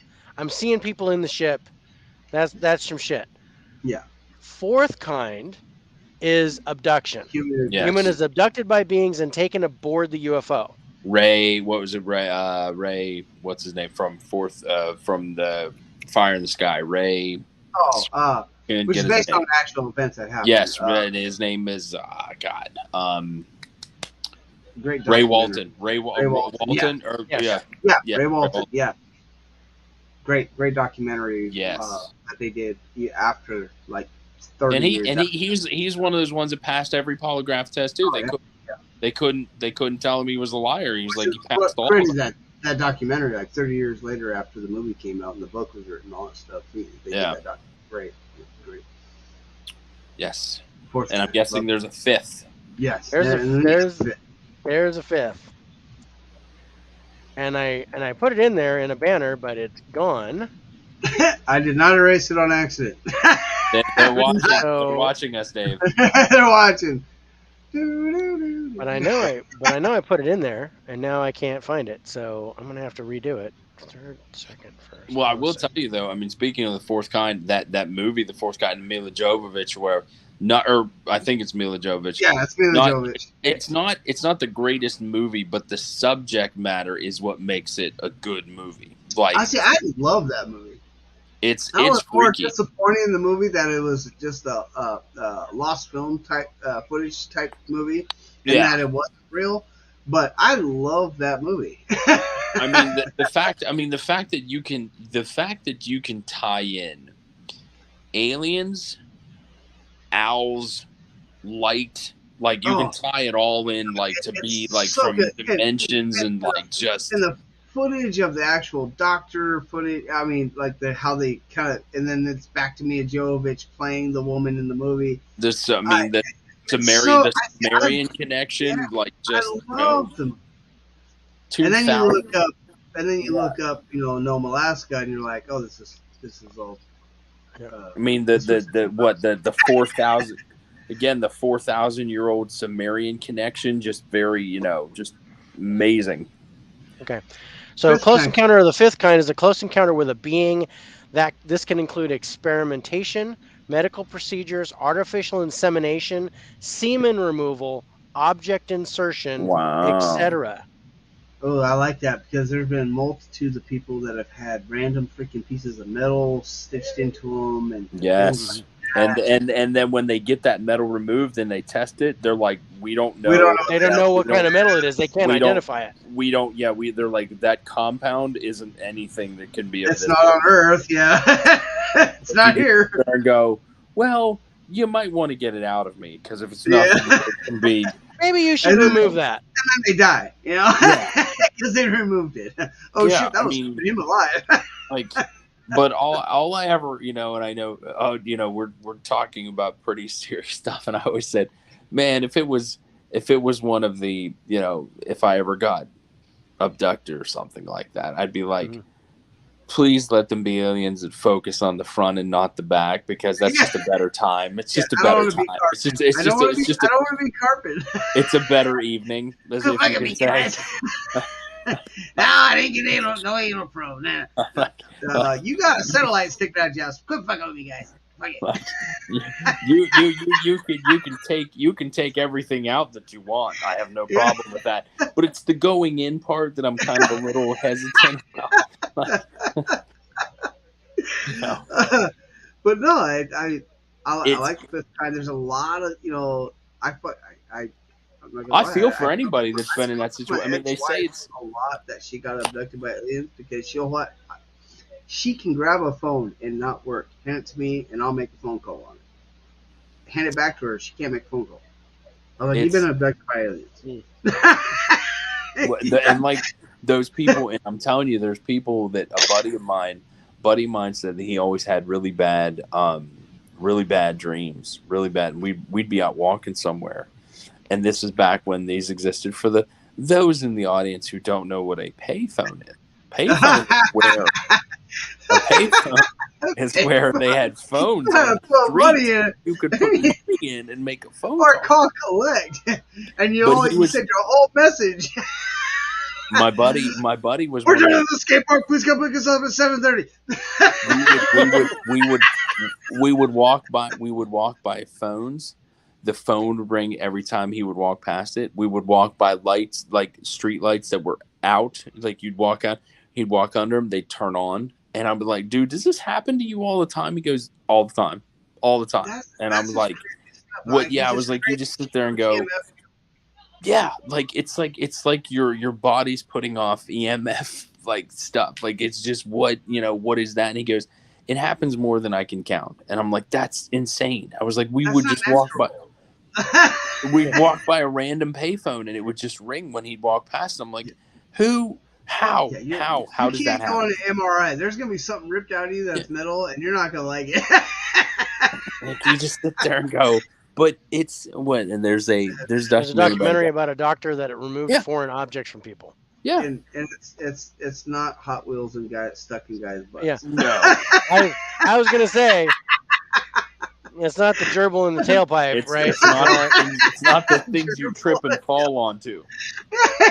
How'd you get a whole... I fell on a bicycle with no seat. I don't know how it happened. I don't know how that happened. How'd you get the whole conditioner bottle up there? But no, but that's the kind of shit. But there's also, I think there's that interconnection between the energy in space and things like that we just can't wrap our brains around too. I mean, like the thing I always love about space and space technology is I think one of the most fascinating things that we still talk about is the dark matter. Like it's dark matter is I think it's one of the most fascinating things. It's like they say that 85% of space is made up of it and we can't see it. You just go, how is that even possible? Like Okay, when's the first time you heard about? Again, I'm just gonna go back to television shows and stuff. When's the first time you heard about dark matter? Like at least the early 90s. At least yeah. maybe probably before that. But for me, it was at least the early 90s. Somebody mentioned it, and you go, "What's dark matter?" And they go, "It's." And then you hit the mid 2000s, and all of a sudden they're researching dark matter, and everybody's like, "Oh yeah, we saw that in Star Trek or in Next Generations," and all of a sudden. Like, yeah, no big deal. I thought you guys were already doing that. Yeah, like I mean, it's the what they say that 85% of the universe is made of, and you go, how? Like we can't see. I mean, when you think of space, you just think of what is black. black Yeah, nothingness. Like you yeah. just think of, that's what that is. But then what is beyond the black nothingness is the dark matter, and you go, whoa, what is that? Like you can't, you start. That's why there's only what maybe 100 astrophysicists on the planet like that. They can wrap their brain around this shit. You And just sit like there and three go, of them just died. I mean, they just make it up, and the rest of us go, okay, that makes sense. Sure, why not? so what videos do we want to start with, Dave? We talked about the 5 encounters. Right. So we talked about the 5 different types of encounters. I've got some videos. I've got some documentation on websites that we may not be able to get into, but I went on the FBI website and they've got documentation that they released, Hmm. including I downloaded a 16-page document on multiple objects that they discovered in 36 states in 1947. Of course, it was 47. Why wouldn't it be? Right, and these discs were all 30 inches in diameter, Okay, flying okay. all over the place like drones So okay, in so 1947. I got a cool website that I popped up. It's called Facts About It. 20 mind blowing facts about mind blowing stories you didn't know about aliens. I found it pretty interesting. I really did find it pretty freaking Anal interesting. probing is not a thing. Well, it says more than 20,000 people in the world. So, number one, more than 20,000 people in the world have purchased alien abduction insurance. If the insured person is kidnapped by an alien, the insurance company is willing to pay back $1 million annually for 1 million years. If you insure yourself against being abducted by aliens, you're not exposed to aliens probing. Do not become pregnant and are not killed by aliens. That's some humans making a lot of money right there That's off of some Yeah. other that's some humans. shit right there. Yes. So, number two, some firefighters in the United States are training how to face aliens and how to deal with alien invasion and destruction at the same time that are also learning how to help an injured alien. Number three, if aliens are now watching us in galaxies 65 million light years away, they will see a group of dinosaurs. However, in order to see dinosaurs, they need a huge telescope. Number four, Really? Edgar Mitchell, the fourth person on the moon, who claimed to be on the moon, claimed that the alien has contacted humans several times, but the government has been covering this fact. Of course. Number five, we have an No. extraordinary 2% chance of discovering extraterrestrial life in the next decade. Scientists from the University of East Anglia in the UK are studying the probability of the existence of intelligent life on other planets. Six, in order to attract more tourists and extraterrestrial, oh my God, the margarita is kicking in. Woohoo! Alberta, I, I Canada I built the did I world. did my Sakia, so we don't know what's going to happen yet. True. I'm glad Canada I'm a built part the of this. Alberta, Canada built the world's first UFO landing site. This UFO landing point is a lifting platform for the relief of the Canadian map as a background. The stones lying under the platform each come from a specific Canadian province. Number seven, the president of the World Chess Federation believes that chess is invented by aliens. Mr. Ilum Zunov from the Republic of Kalmykia, holy shit, claimed that he had been abducted by aliens wearing yellow spacesuits on the evening of September 17, 1997. Number eight, in the 3 days of Apollo 11's mission, the crew had reported that they were located not far from a strange flying object. They think it was a separate SIB rocket, and the NASA team still cannot explain what that is. No, I've got footage. I've got a video of that.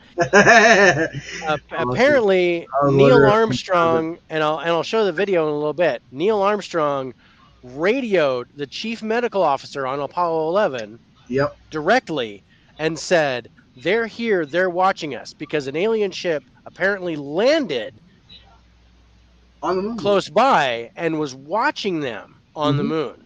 Yeah, I've Yeah. heard that. I've heard that too. Like they were Um, just like, and yeah, it's yeah, there's an interview with Buzz Aldrin, and I found that on the History Channel, and I put that on my YouTube feed to play for us, so we can actually watch that and go, whoa, Nice. nice. I So think we number could. nine. Number nine. Astronomers Margaret Turnbull and Jill Tarter from the Carnegie Institution of the United States listed a list of 17 stars in the United States that included the 17,129 planets that were closest to the sun and were likely to have life that could breed a complex life.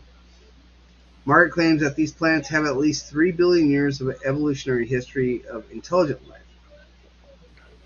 Interesting. I mean, they're pretty far behind us, but Yeah. that's interesting.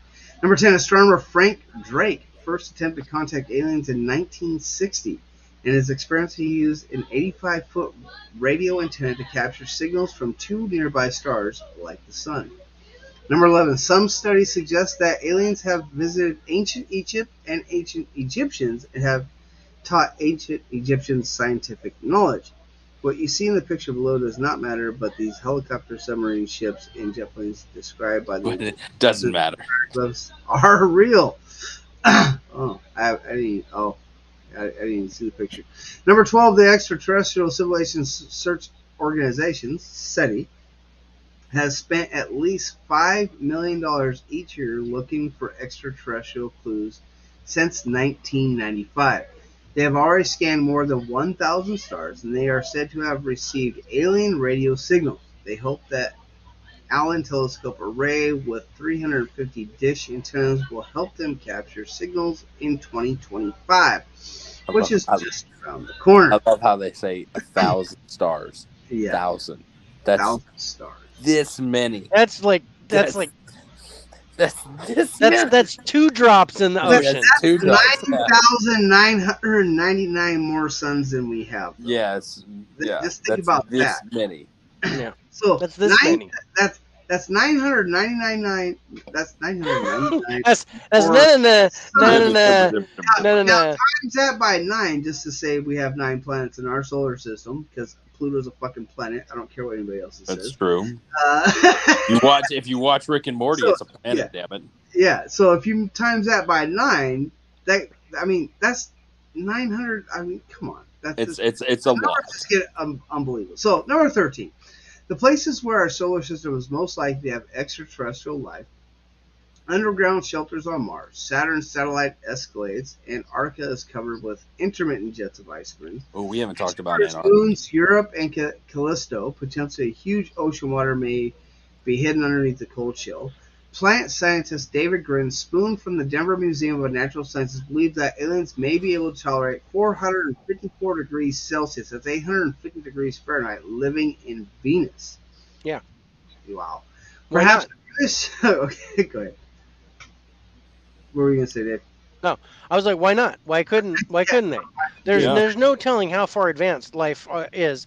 Not only that, but what type of heat and cold tolerance they have. Yeah. It's arrogant to think that everybody has the same heat and cold tolerance that we do. Exactly. We're, Or I mean, that like, we're all nitrogen and oxygen based. You know. They could have hot dog hands, hot dog fingers. I don't know.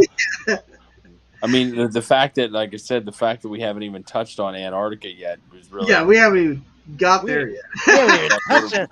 I was looking outward, but Antarctica, oh my goodness. And yeah. There's So a reason. There's a reason why Antarctica is off limits. Yeah.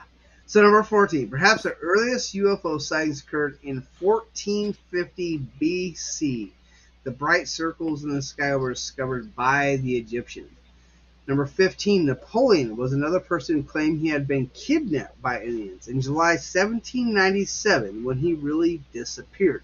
He was later claimed that he was kidnapped by aliens. This is hard to believe, but scientists have found a tiny foreign object embedded in Napoleon's skeletal remains. Its core is a microchip. Not only that, but one of our U.S. presidents was abducted as well. I mean, Napoleon was about 3'5", so it's He possible. could have been an alien. On number 16, on a certain night in 1957, the 23-year-old Brazilian Antonio Villas Boas was abducted by aliens and then forced to have a relationship with an alien. This is the first alien abduction incident known to Close people. Encounter of the Fifth Kind. Yes. Number 17, in a Harvard University study in 2003, 7 were kidnapped. This tells them to be kidnapped by extraterrestrials for hygienic experiments and sexual tests. In the 2005 book Kidnapping, Why People Believe Anal probe. They Were Hijacked by Aliens, Susan A. Clancy tried to explain the reasons for these things from a scientific perspective. Interesting. Number 18, we may be scared of aliens. In 1972, scientists tried to describe humans to aliens. Carl Sagan and Frank Drake designed a board describing a pair of naked men and women on the Pioneer 10 spacecraft. Wow. Number 19, 19th February 20. Wait, I don't know why. February 19th, 24. That I don't know why that's written weird. 1942. No, there is also a saying on February 25th that an Air Force base in Los Angeles was overwhelmed by hundreds of reports. They discovered a UFO that the UFO received from the airbase, anti-aircraft bombardment, but it does not seem to use any eggs. I don't understand that is just written really weird, or I'm starting to get really drunk. Number 20. Scientists recently discovered a rock on the continent of Antarctica that contained the same bacteria on Mars. If this is a bacterium billions of years ago, what will they evolve into today? Mars may indeed have the life. A large amount of methane was found on Mars. Do you know almost all the methane on Earth is produced by organisms? That is the 2020. Well, I mean that just brings you back to. I'm telling you, it brings you back to Antarctica, and there I think there's there's life under those ice caps. There is. There's whether you believe now. Here's something that I've heard recently that really blew my mind. For those people that may not believe in outer space, there are people out there that don't believe that we're a ball, that we are flat. Now, I'm never going to there are people out there that are going to discredit those people in 10 seconds. They're going to do it, okay? Fine, whatever. I'm not here to discredit anybody's idea of where we live and how we live, whatever. But here's the thing. If you look at old maps of the earth. Okay, so you're talking like Pangea style, or well, like I'm talking about when maps were created of Antarctica. Oh, okay. Antarctica was a circle around the rest of the continents. It was a circle. So when they say outer space, do they mean outer space as in outer, out of the planet, or on the planet past Antarctica? What's out there? And I read that and I was like, that's a really good definition of that, because that would be outer space that no one has ever seen. Because you go past, because they say those ice walls are like 80, 90, 100 feet high. And no one, you can't go past them. Like, what's out there? Like, I mean, So you watch. my thing is the northern hemisphere and the southern hemisphere get equal amounts of sun, but why is the northern hemisphere defrosting, but the southern hemisphere is not? Why is the North Pole defrosted, but Antarctica is not? Antarctica is actually growing. It's growing. Like in the past couple years, they said it's growing. Actually getting colder. So that's why what was it, like 27 nations decided to say they were like, ain't nobody going down there. Yeah, they were all fighting over going there and being the first to discover stuff and everything. That's why the Nazis. And then all of a sudden they came to terms like, no, nobody gets to claim anything here. No, we're all staying away. That's why the Nazis went down there. You can't tell me that if of all the people that might have had connections to aliens, demons, whatever the hell you want to call them, the Nazis were the people that were closest to that shit, because they invented all kinds of weird, crazy shit. And that's why they went down Antarctica. They were burying stuff down there. That's why. I mean, when like when U.S. scientists, if you will, or when they go down there to study shit in Antarctica, they don't go but like 5 miles in. They don't go Yeah. in. No. They don't. Nobody ever goes in. It's just like all the shit that's on. Like It's off limits. it's all off limits. Well, why is it off limits? Who is? Because someone who could fuck us up told us, no, you're not allowed to go here. And we went, okay. Okay, you can wipe us out in an instant. Okay. I'm just saying. I think the Antarctica shit's just very unique. Like it's like they talk a lot about that in many military whistleblowers that reported there are very large alien structures. Yes. Under Cool. 2 miles of Antarctic ice. Yeah, dude. I Well, mean, I fucking 2 miles, dude. 2 miles, 7,562 feet times 2.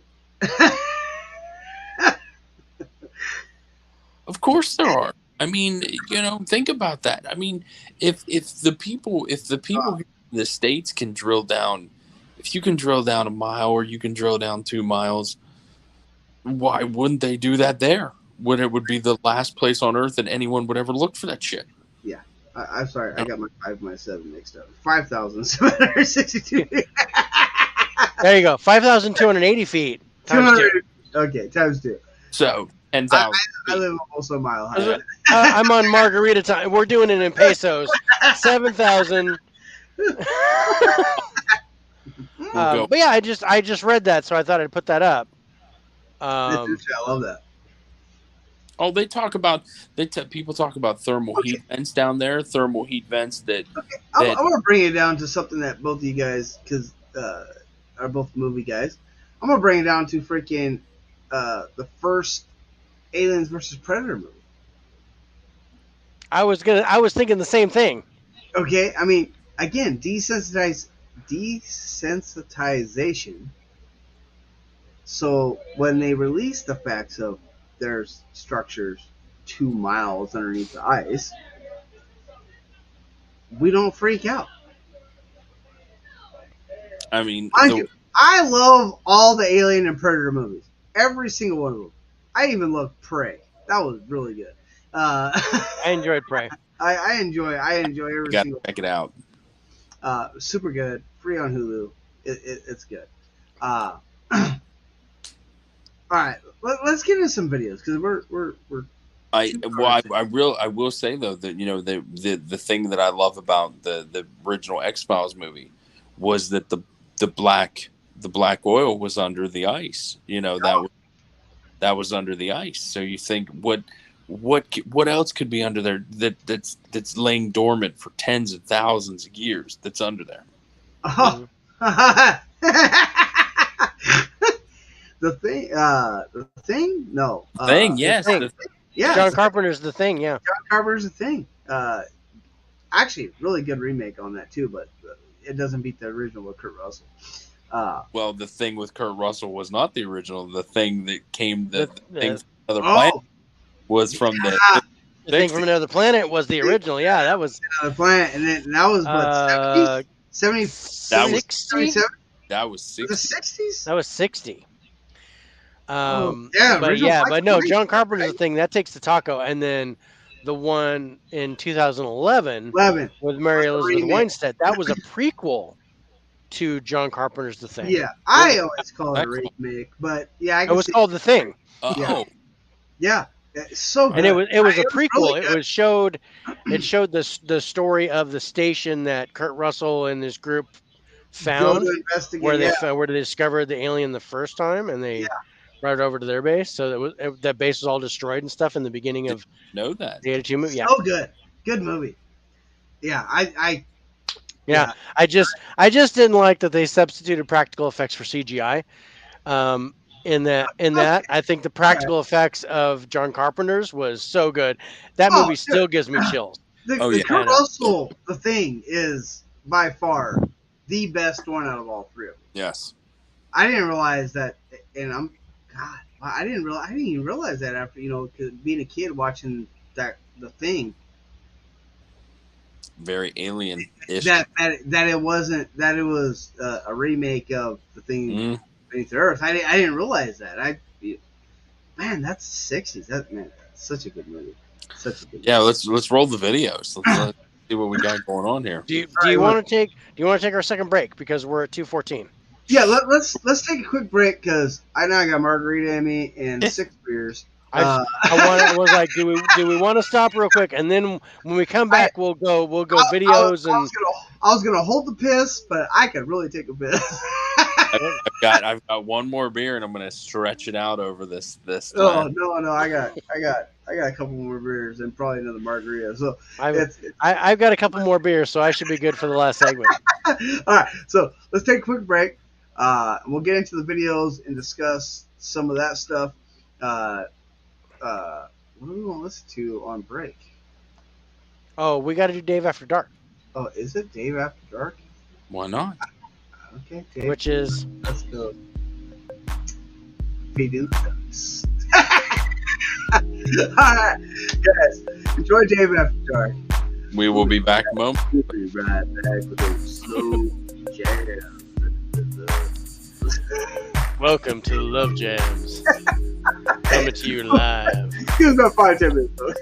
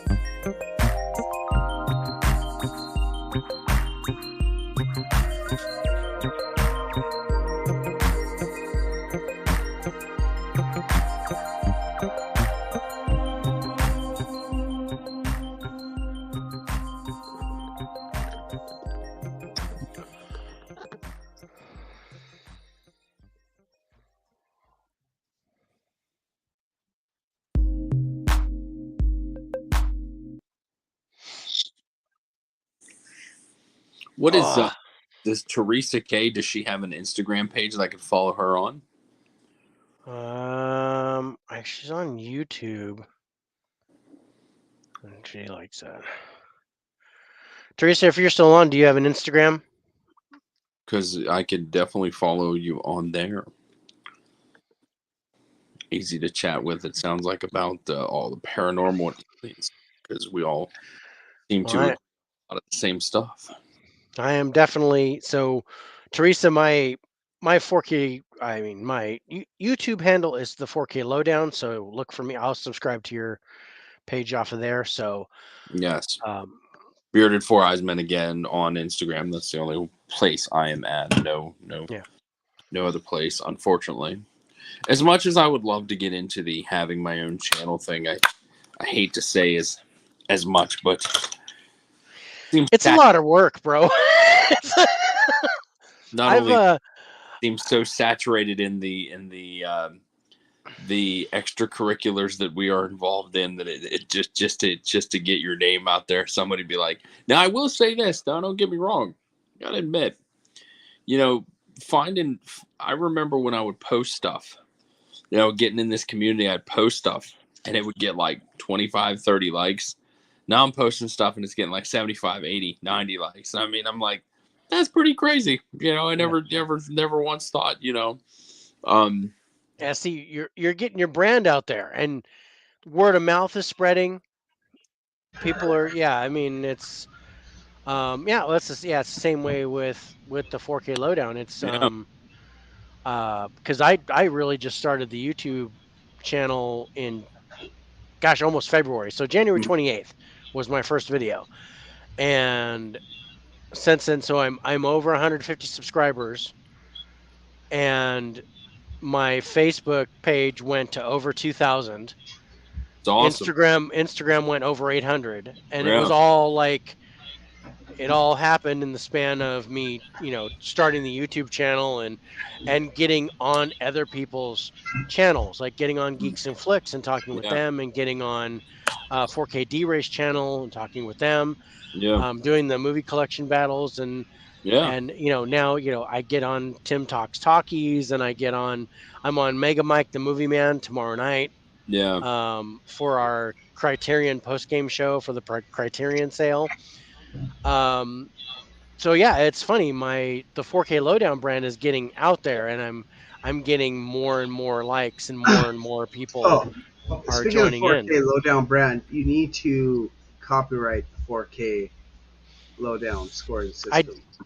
I do. I need to copyright it or patent it or something. You need to copyright that Um, because that because is an awesome system. it's becoming pretty popular.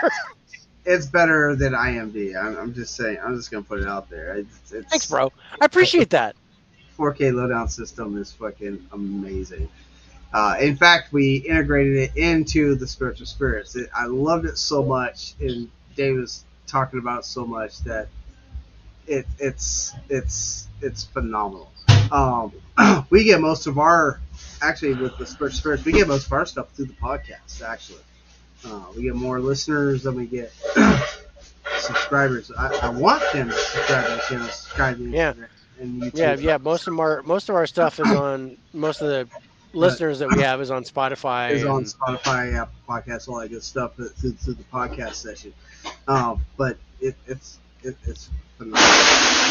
It's phenomenal. I was quite surprised recently when I looked at my just for me guy who has no YouTube or anything like that. Just the things that I post, shows that I've been on.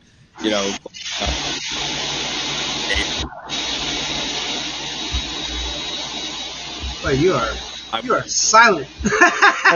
And dear, that blender is drowning him out. It's like David. Look, and with the my best Kurosawa impression of but or the Toho, if you will, for the Godzilla movies, you know.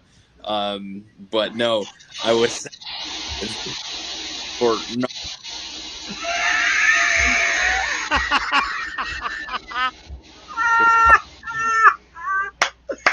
Care what you're saying. This is great. I'm sorry. this is where we just nod and it's like yeah. That's my biggest flex. I or, appreciate being the fodder of my biggest flex with Facebook pages and Instagrams is that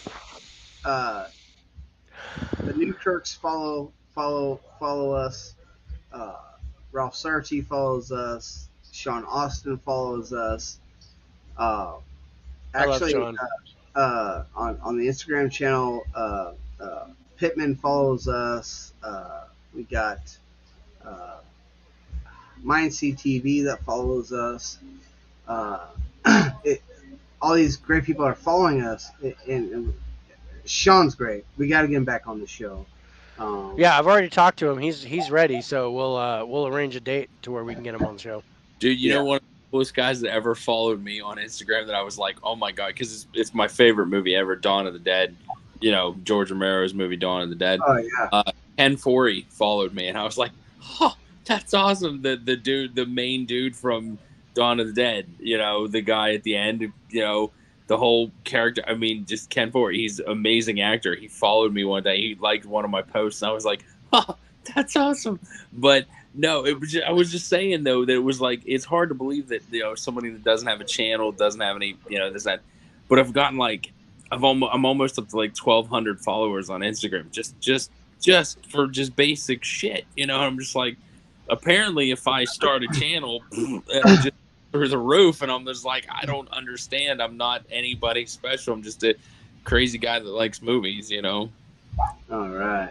Oh, we're gonna get into some fun Hold on. stuff here. I was just getting stuff queued up. Yeah, you gotta do it, Adam. Just do it. I'd go for it. Like I said, it's a lot of work, bro, and it's just. It took a year with Dave being on here with me before he decided to take that leap. I'm so glad he did because, dude, I fucking love his content.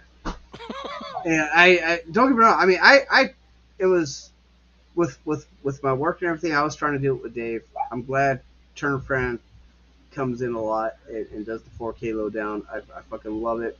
I had a fucking blast doing it with Dave. But the shit that Dave does and how he scores the system, it's that was fun. That was the 4K lowdown was so dope. But I will be honest, the thing that I don't how I want to say is I don't understand about doing podcasts and do this, that, and the other. Like sometimes I've made a video for my channel or whatever, talking to my phone and just going, "Hey guys," and there's nobody on the other side. It was super hard. So I hate talking to myself. So when my cousin left, the idea of talking to me and going, boy, I hope somebody really likes this. It messes with my head, and I'm just going, because it's that whole like dopamine thing where you like going, oh, I hope somebody likes this, and you get that first like, and you go, oh, you keep doing this, and it's like it's that weird Pavlov dog, like where you just go, hey, if they hit the like button, I'll do another one of these, and it's like it's that weird cycle. It really is. It really is. So when Dave left, or when my cousin Josh left, I didn't do the show for about a month or so, month and a half, 2 months. About that, yeah. Because I had to restructure the whole thing for doing it myself, and then I did it myself for 12 episodes. I did 12 episodes myself. Dave would come on and chat in with me and talk, and a couple other people come in and chat in with me and talk. It was great banter back and forth, but it's super hard talking to yourself for Yes.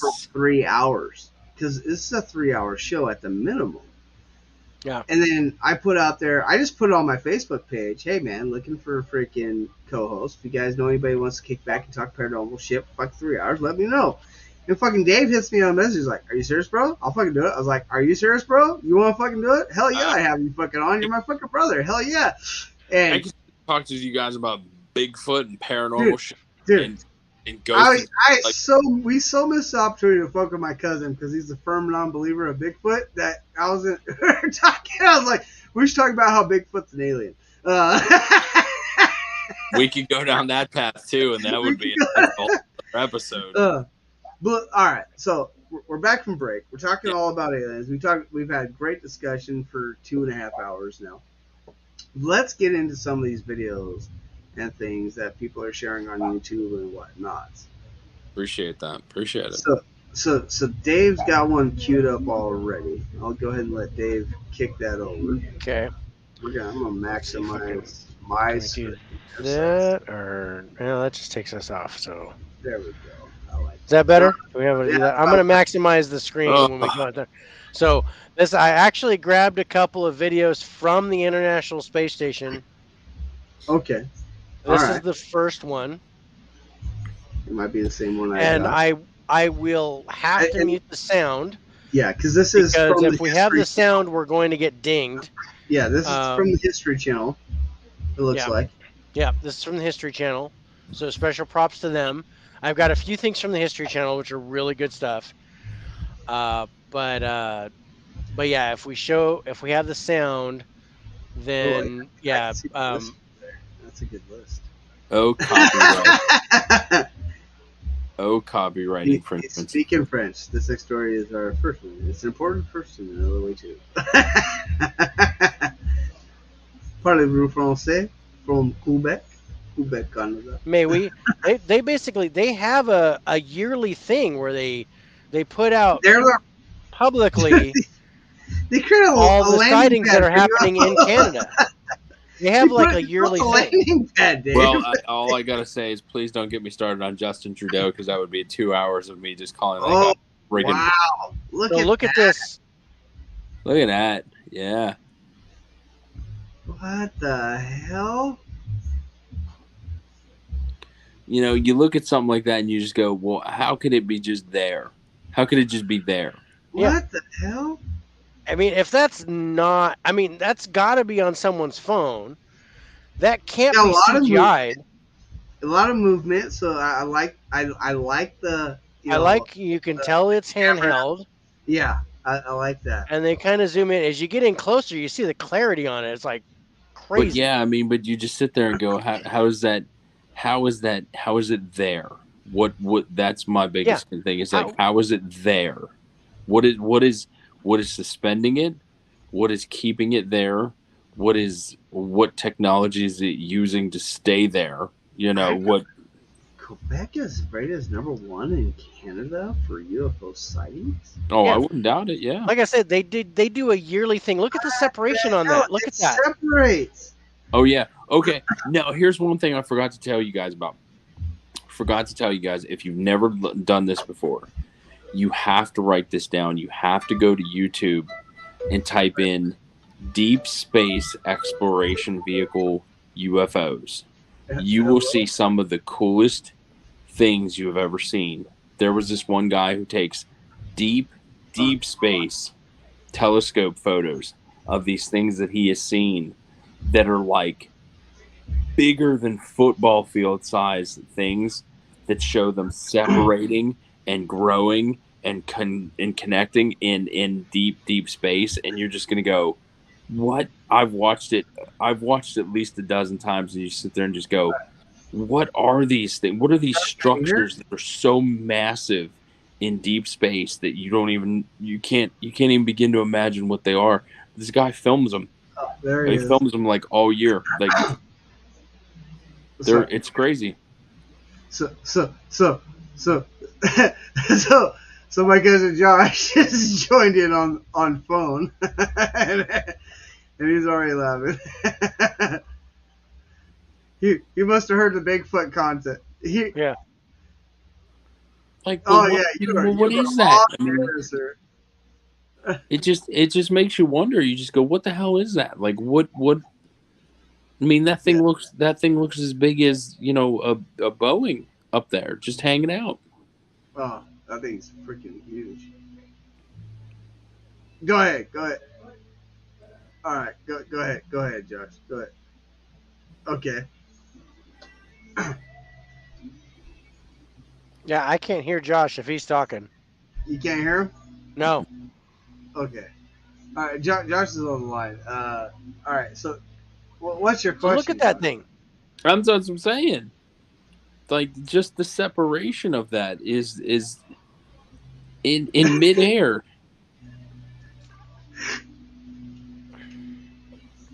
That's phenomenal. Are you able to see the video on here, Josh? I mean, it's like something out of like Iron Man or some shit. What does Yeah. it do? It's like something. It reminded me of District 9. Yes. How you see the depth of the ship. Hmm. That's like three-dimensional. It was like really cool and big. Big thanks to the History Channel for putting these up You betcha. on YouTube. It was Hmm. really awesome, and I grabbed a few things here. I'm gonna try to make it over to my computer to try to find those videos that I was telling you guys about the deep space, the deep space separation videos that I've seen Yeah. that I would love to share with you guys because when I first saw them I was like, what is this? And they're just it's unbelievable. So I do want to show you this bulge Aldrin thing, which was really Yeah. cool. Oh, please do, please do, please do.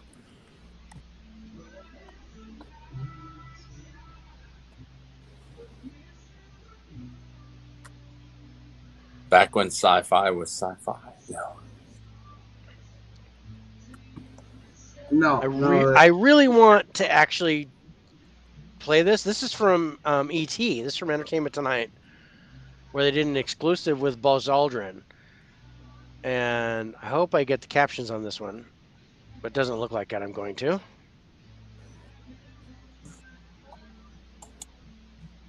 But he talks about seeing. Can I get that? Oh, closed captions unavailable. You bastard. I kind of want to play it. But anyway, so if you look at these. They're going to show these things on the moon Hmm. that they believe are actual man-made structures, satellite dishes, Whoa. buildings, and structures on the moon that they won't show. You can see this here. They believe this is some kind of tube or some kind of system, Hmm. and then they think that there's some kind of nuclear reactor under the surface of the moon. What the I mean, I hell? wouldn't doubt it. I mean, seriously, I wouldn't doubt it. Why wouldn't there be? Yeah, I mean, heck yeah. You know what I'd do up there is I would do cold fusion up there because if hydrogen exploded, it would just okay, great. Yeah. Yeah, if you could do cold fusion up there, but yeah, this structure right here, they think this is some kind of reactor, some kind of energy source, and this is what you see on the moon. That looks like a vent. It Dude. does. It looks like a vent. It looks like some kind of exhaust. Yeah. And this is apparently an alien that they found. Holy shit. Looks more human than alien too. Looks Mongolian to me. Yeah. I'm telling you, I really wish that I could find. I really wish that I could find that video that I watched, and I should have saved it years ago to show.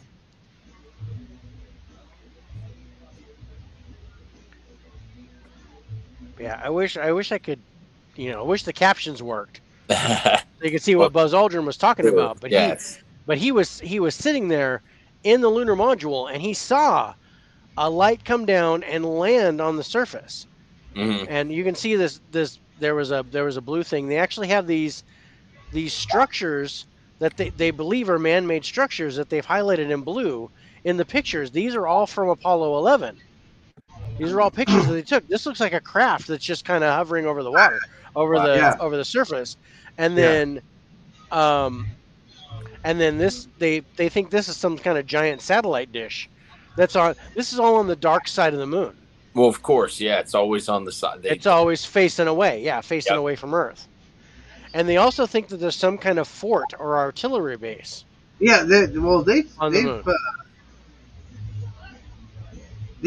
they say that they've built the U.S. Or the world. I don't know if you want to see. I guess it's a continuation of the International Space Station on the dark side of the moon as an actual landing field. Could be. Hmm. Um,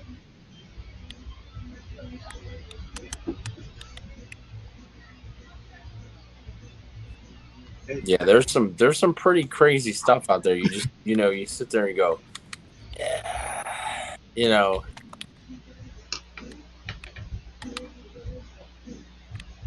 that's hope I would. Man,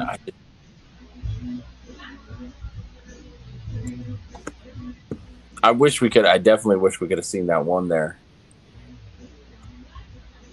I didn't see anything from the international. It's a hybrid. Yeah, Tracy, you could be right there. With the picture of that alien, This is from the International Space Station, and this is something that they reported seeing. Okay, so I remember seeing this video here, and that looks. I was when I watched the video, I didn't blow it up. I just kind of watched the trailer. You know how it likes to play the video before Yes. you click on it, Hmm. and I was like, well, that's just the Earth and freaking uh, Like city or it something, could be, yeah. But now that I'm looking at it like this, I'm like, wait a minute, that's not pointing at the Earth. It's not pointing at the Earth. Yeah. And the International Space Station doesn't spin, so why is that moving? That's weird. Yeah. I almost shared that one. There's another one I was gonna share. Yeah, Actually, I've got one more from the ISS that I wanted to okay, share. go ahead. Make sure it's not the same one. Right. Go. Oh, it's just an astronaut sighting, but I don't know if it's ISS. This is a Russian astronaut.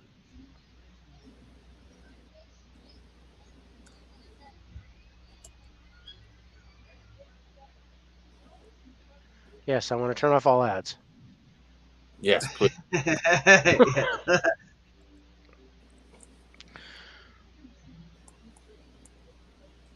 So this is a Russian astronaut, Oh, yeah. I think a- I have and this what one he too. saw. Yes. This is This. one of the other ones I was gonna share.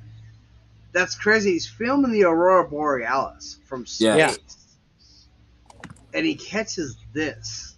I found this fascinating.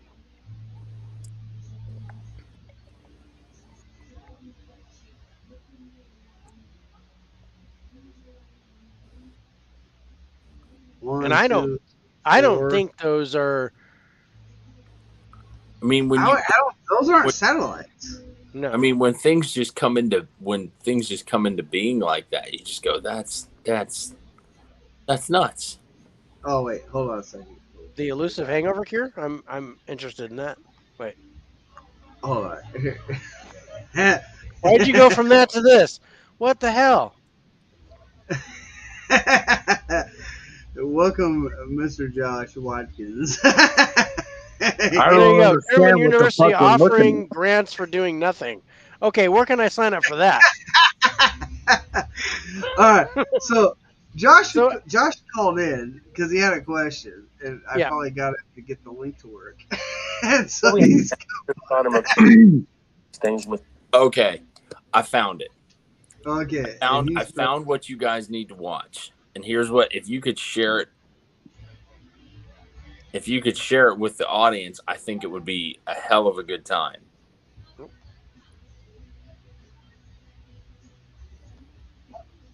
Which one are we talking about here? There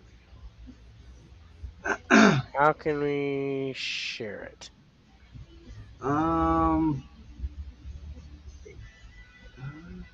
All right. Is it a video Yeah, it's if you go to I know it's Send me the link on Instagram, Adam. or Or can you? Instagram or? on my Or phone and I'm on my computer. right?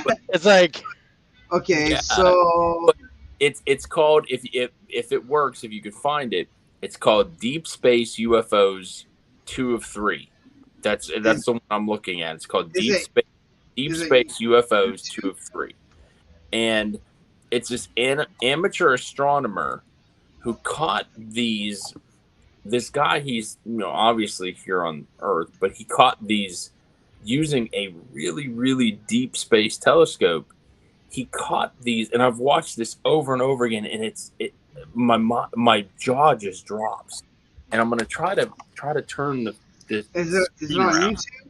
Yeah, on like YouTube? look, watch this, watch this, Okay. watch this. He's okay, found I do think I found that. these things that he found in deep space that are lit up. Look at these things that he found. What the fuck is that? That's what I'm saying. Look at these things that this dude found. And some of them, I'm not joking, when he films them, some of them separate into multiple football field size crafts. And he films them all from look at this. Watch this. Like there's one in particular that when you watch it, you just go, holy, like I wish I could explain it to you, but he films them all. They're like in these deep space telescopes. This one, look at this thing. Who and what made that? Look at that thing. What? I don't understand what's going on there. These are things that this guy just films. These are starships that he filmed from Earth in deep space. He films these things Through his telescope. That through one a looks like a telescope. dick. I mean, I swear to God, that last one looked like a dick, like straight up. I'm sorry. Like It really did. I mean, I'm sure it does. I'm from the planet Member. Just giant butthole. I know that, but but That brings a whole new term to the anal probe. I'm just gonna Well, say. Yeah, it really does. but like but I mean, but if, I'm telling you, if we're talking about this, I saw this video 7 to 8 years ago that I watched this guy that he filmed these things, and there's some of them. When you get a chance to watch them, again, it's called Deep Space UFOs. This amateur guy just films them here on space, and I've watched them over and over again. I'm like, how are these things that are in deep space? How are they illuminated? What's caused them to be lit up? If there's not something that's illuminating them from the inside, what's causing it? We don't know any different, any better. I totally agree on that. Sorry. It is so weird that they keep finding stuff out there, and they can't explain it. I mean, Oh, the no, one, I wish I would have gotten to it.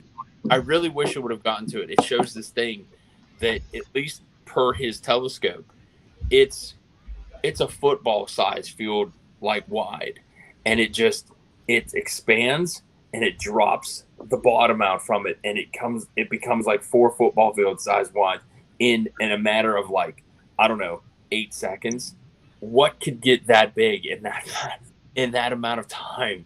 That how do you justify? Hopefully not that dick. I mean, For Teresa and everybody, I'm shooting the link to you guys on chat, so just copy that and you'll find it. I found the video, Adam, and yeah, it's Josh? awesome. What? What are you Dave, guys you going mean on the up one there? I'm looking at? Yeah. It's incredible. I mean, I've never. It was years ago that I found this, and I've sat up late at night just by myself rewatching it on the television. I was like, how do you justify these things you find out in deep space that are illuminated? Like what? That's my whole thing. It's not just what's causing them to be lit up that far into space. It's darkness. It's Yeah. just utter dark. So I want to show this one. Okay. This Oh, was okay. filmed All right. near Right there. Orion's Belt. What I'm talking about. Yes, that's what I'm watching. Watch this. This is it's unbelievable. Well, you got This queued is up what for I'm certain watching. quick too. Oh, I like that. That's what this is the shit that this guy films in deep space. So I got one queued up for the Right. international. This See could if be you guys can maybe find this as is the well. one that separates. This It might could be be. the one that separates. I'm waiting for the cue on it, but I actually have a you can. question for all you guys. Okay. Have you guys seen? It's on YouTube, and I don't know if it's a fake or not. But apparently, NASA or somebody sent something into one of the black holes, and they caught whatever machine that they sent through. Right before they lost signal for it, they have audio of what it sounds like. Have No. you guys heard Oh that? no. It's on YouTube. Okay, so I don't know if it's a fake or not, but from what the video says is it's pretty legit. It's from NASA or whatever. And dude, it sounds like screaming. It sounds it Uh, it's horrific. well, I'll check it's that out. like did you ever hear the audio? I hate to say it, but did you ever hear the audio of the thing that they said the Russians when they dug that the deepest hole on Earth? It was like 2.5 Now, down, yeah, and yeah, yeah, I heard that. It's that's worse than that one. It's oh, worse than that one. that's some creepy shit. Like you Okay. just Yeah, but Have if you? you look up the one on YouTube about them putting that robot through that black hole, or you can hear like it's not necessarily a human scream. It's just like a oh shrieking right there, sound. I found it. I can't describe it. Okay, look, I found it, gentlemen. I found the one that I was mentioning. Okay, you've got to see this. This is what this dude filmed in real time. Okay, check this out. Watch this. Oh wait. Look at this. It does it. Look at that. In deep space. Look at this thing. Watch this. What the fuck?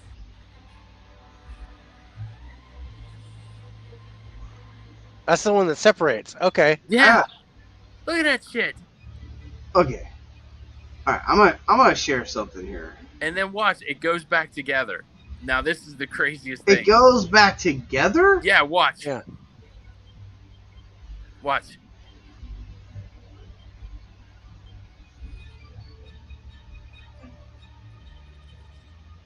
Watch. What the fuck?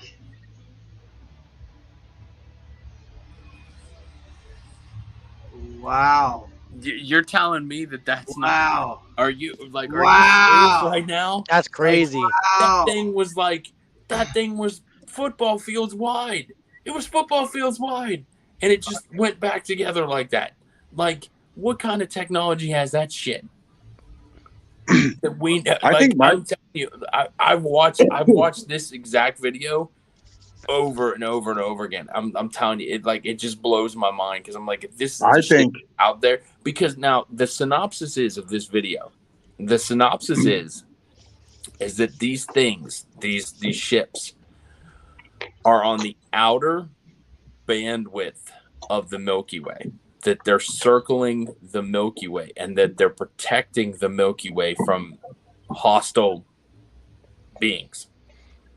I love the explanation. The explanation is that we, or something from this galaxy sent them out there. Well, what else is in this galaxy besides us? Yeah. All right. So Like, Can, what? can I I want to share this. can I I say want to share something? this. Go ahead, Josh. So I mean, with us like seeing this stuff, and for me, not being religious, I'm not religious at all. How big of an impact does that take on society? That there could be something more out there. You know what I mean? With the religious Right? community and everything. I mean, if I, you're talking about crafts that are bigger than Texas. some of the airports, some crafts that are bigger than some of the airports on this planet, which are almost miles wide. You're Oh, talking yeah. about crafts that can expand and go back together in the matter of seconds. What? Like our brains can't wrap around that kind of technology. We just can't Well, fathom. There's no. that's exactly what I'm saying. Like Well, I'm our sure our civilization is based off of not based, but a big chunk of the community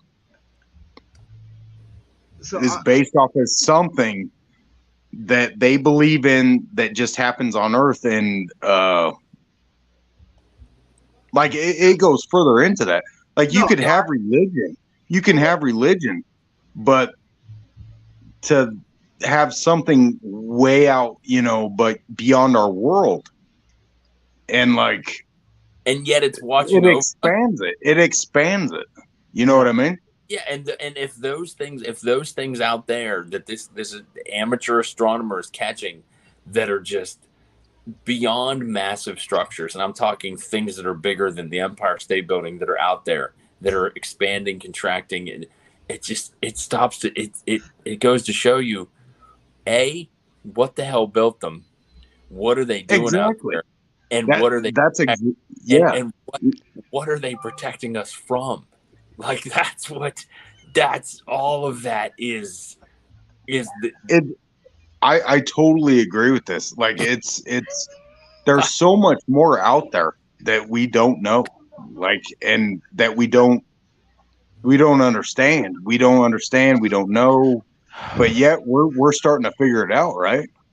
I suppose. I mean, John. I mean, your head's like going. You're like, I can't like. You, I was sure this footage from the International Space Station. I mean, this is not. I keep playing. When they actually build a spacecraft that looks like a dick, that actually makes me really fucking wonder. It just goes to show you that sometimes growers can be showers. That's all I'm saying. All right. That ain't no lie. At least we know there's dicks in space and not just on Earth. They're not just at home. The ladies can be impressed. The ladies can be impressed in space as well as on Earth. That's all. Exactly. It's a close encounter of the fifth kind. That's correct. I want you guys to tell No me shit. what this is. I'm waiting for the sixth. I want a spaceship that looks like a vagina. I want you to show me. I mean, what's to stop that from happening? And This is it's from the probably out there. International Space Station. There's probably a big old vagina out there just floating around. And all of us are just sitting around like, what the fuck is going on? Of us, I have a feeling most of us would just go, you know what? I'm not getting on that thing. It looks like it hasn't been taken care of in like a couple weeks. I'm not going to get on it. I'm sorry. The carpet doesn't match the drapes. We're out. That's right. And it looks like it hasn't been shaved down in a couple weeks. I'm not going to do that. Yeah. I don't know. What is this? What is this? I don't know. You put it on there, bro. That's what I'm asking. That's why I'm asking. This is actually from the International Space Station. Okay, so they're out there on the moon on a spacewalk. That's insane. There's just so much stuff. Is that right there? Yeah. Looks like a giant It looks taco. flat to me. Well, yeah, that's like that. That's like that thing that they always talk about That was a joke. That was a joke, by the way. Well, yeah, but the thing that they always Look at talk about, this. that big what's it called, like not the scorpion, but this gigantic black Oh, the Black Knight. yeah, the Black Knight. Well, That look, thing Yeah, that thing Okay. is crazy. But that did you is see that pretty last crazy. part? Did you see that last part where it shows it from the ground? Someone videotaping up. Yeah. So here's Did you hear? the actual spot. Did you hear what they tried to debunk that Black Knight thing as? Oh, I'm guessing space dust. I'm in our guessing, immediate solar you know. system. No, they said it. They said it was a thermal blanket from one of the whatever rockets before. They said it was a Sure. thermal blanket that is just Yeah. sitting in space. That thing Sure. is huge, dude. Yeah. Thermal blanket. That makes sense. Why wouldn't it? Yeah, that's what I'm saying. That there's no way. No, like that. I just Teresa's going to space. Please go to space. Go to space, Teresa. thank you, Do Trace. it. Send if and if you can go on your podcast, we'll join you. yes, Yeah, oh hell yeah. Not from space, but you can be in space. We'll be on. does the ayahuasca take you to space? Because I'll go. That's all. I'm too old for space. Space. So here's one of the other ones that I pulled up. That I wanted It's to Michelob Mick- Ultra. That's got to be You aliens. know, it's Mick. Sorry, Dude, that YouTube- stuff is alien. YouTube comes ads, folks. YouTube comes ads. So this is actually from TMZ. Because I believe them. Well, yeah, you're showing all the aliens. They always speak the truth. 1,000% real. And Now this I is know it's why real. I love 1,000? showing stuff from TMZ. Oh, yeah, there it is. They caught him. They caught him. The fact is, C-3PO. they actually catch this on the LA freeway. Is that Monica Lewinsky? I don't know, but she looked pretty out of this world to me. Whoa. Oh, look at that. That was a pun for the ages right there.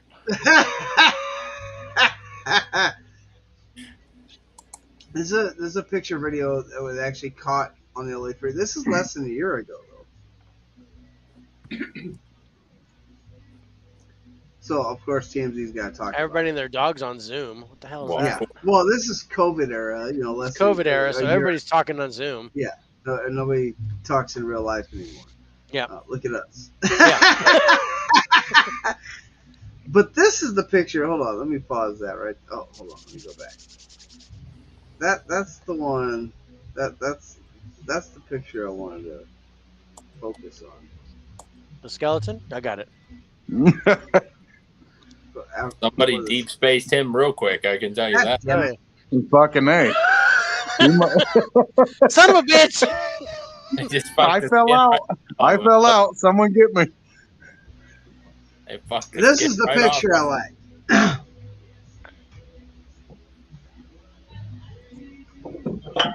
So TMZ goes to debunk it. If you watch the video, Okay. that on the left hand side is theirs. Yeah. On the right hand side is what was captured. Okay. So are we trying to say, okay, is that fact or faked? Because That's kind of why I wanted to show this one. It's a fact or fake feeling did for me, they- which I love that show. Yeah. Do they? Yeah, I love that show too. Did they actually debunk this? Because those two pictures look different to me. Yeah, they're totally I don't different. feel like they debunked this. I don't feel it. very different. I don't feel they debunk because the video they don't debunk it, but Yeah. based off the pictures of how they tried doing things, they don't. I don't think they debunked. Those are different. I'm looking at the right and I'm seeing like a saucer shape. There's like but you're there's like an outer shell to you're whatever the lights seeing, are going on inside. Not structure. What's the other word I'm looking for? You're seeing texture. I'm in seeing the right-hand texture. side. Yeah. Yeah. I'm seeing something. Yeah. I'm seeing something tactile. Yeah. It's more three-dimensional to me. Going to I find don't floating understand disc. the red I dot don't know on the if you guys want to join me for that expedition. to find floating dicks. And I don't think I'm going to be in for that. Teresa, I think you're going to be on your own on the floating dicks. Actually, I think floating dicks is the new word for alien crafts.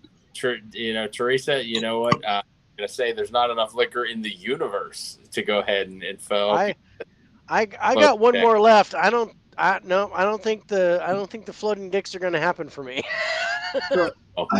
I So will here's look for the three- floating vaginas, though. That I'm might be something trying- I'd look for. Hey, I'm there for the floating vaginas. But Now, there's this got to be is- floating dicks too. Yeah, I mean, it's Well, nature. you can't have good without evil, right? Why are we talking about floating dicks? Stop it. We already, hey, for one, we already seen a floating dick. Well, it is. There is proof. Yeah, Josh already spotted a floating dick, so this was a is floating three dick. different pictures from three in different phones. this world of non-gender, non-binary, it's we gotta accept the floating dicks as much as we gotta accept the floating vaginas. That's all. Fuck yeah, because we didn't say he, she, or he, they, or though. exactly. We lost all of our Instagram viewers because we were Right. talking about floating dicks. Like you misgendered that dick as a dick. We totally I did. It's a I it's a guarantee they're going to non-binary come back dick. in and watch this shit. We have to refer to those dicks as they or them. We are so So getting banned on Instagram now. Hey, if we talk about floating dicks, we might get some celebrities in here like Kim Right. Kardashian and all that So- shit. I just want to point out the part I have paused here is actually three different phones that recorded this. Oh, I like Mhm. that. That makes sense. I see Ordway's internet is working very good. Oh, I just paused it on a buffering session. I'm not Oh. worried about it. I'm getting rid of this one as soon as I'm done. But I don't know. I like that one.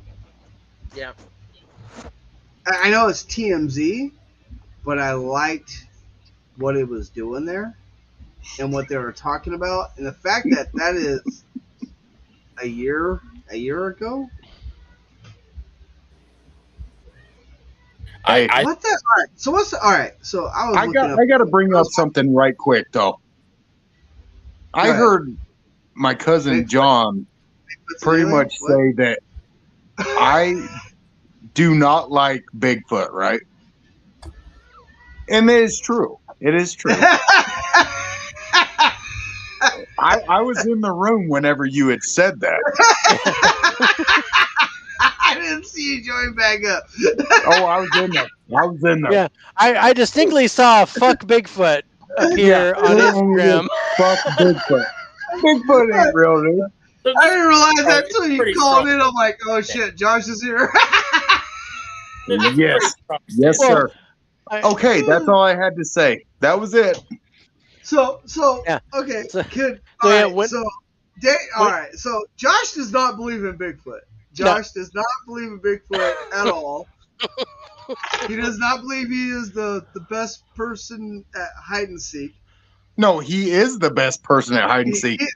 But you don't believe The in him, so you don't believe world's that. blurriest Well, character. apparently he is the best person because we have all kinds of satellites and shit, and hunters and everything.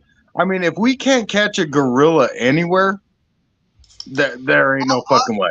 All I'm saying, and again, I'll put it out to you. It took till 2021 for the government to come out and say aliens existed. Bigfoot ain't fucking real, dude. I can't. There ain't no way. Bigfoot's an alien. There ain't no fucking way. Bigfoot's an alien, Josh. Now, hold on. Now, hold on. If you ask me about like the Loch Ness monster, that's more believable. That's more believable.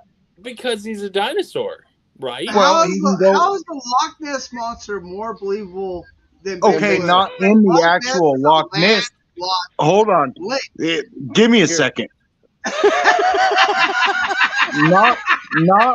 Not in a fucking lake, but if he was in the ocean, yeah. Yeah, but we got the Mariana Trench, dude. Like Yeah. there's shit down. We've We've explored discovered space more than we've explored the Yeah. fucking ocean. we were talked talking about this. earlier. Yeah, we've discovered less than 10% of our oceans. We've discovered more Yes. of our galaxy than we have our oceans. Dude, I'm telling you, I think that one of the most recent things I saw in that someone had filmed in the ocean was one of the craziest things I've ever seen. You guys got to look this up if you ever see it.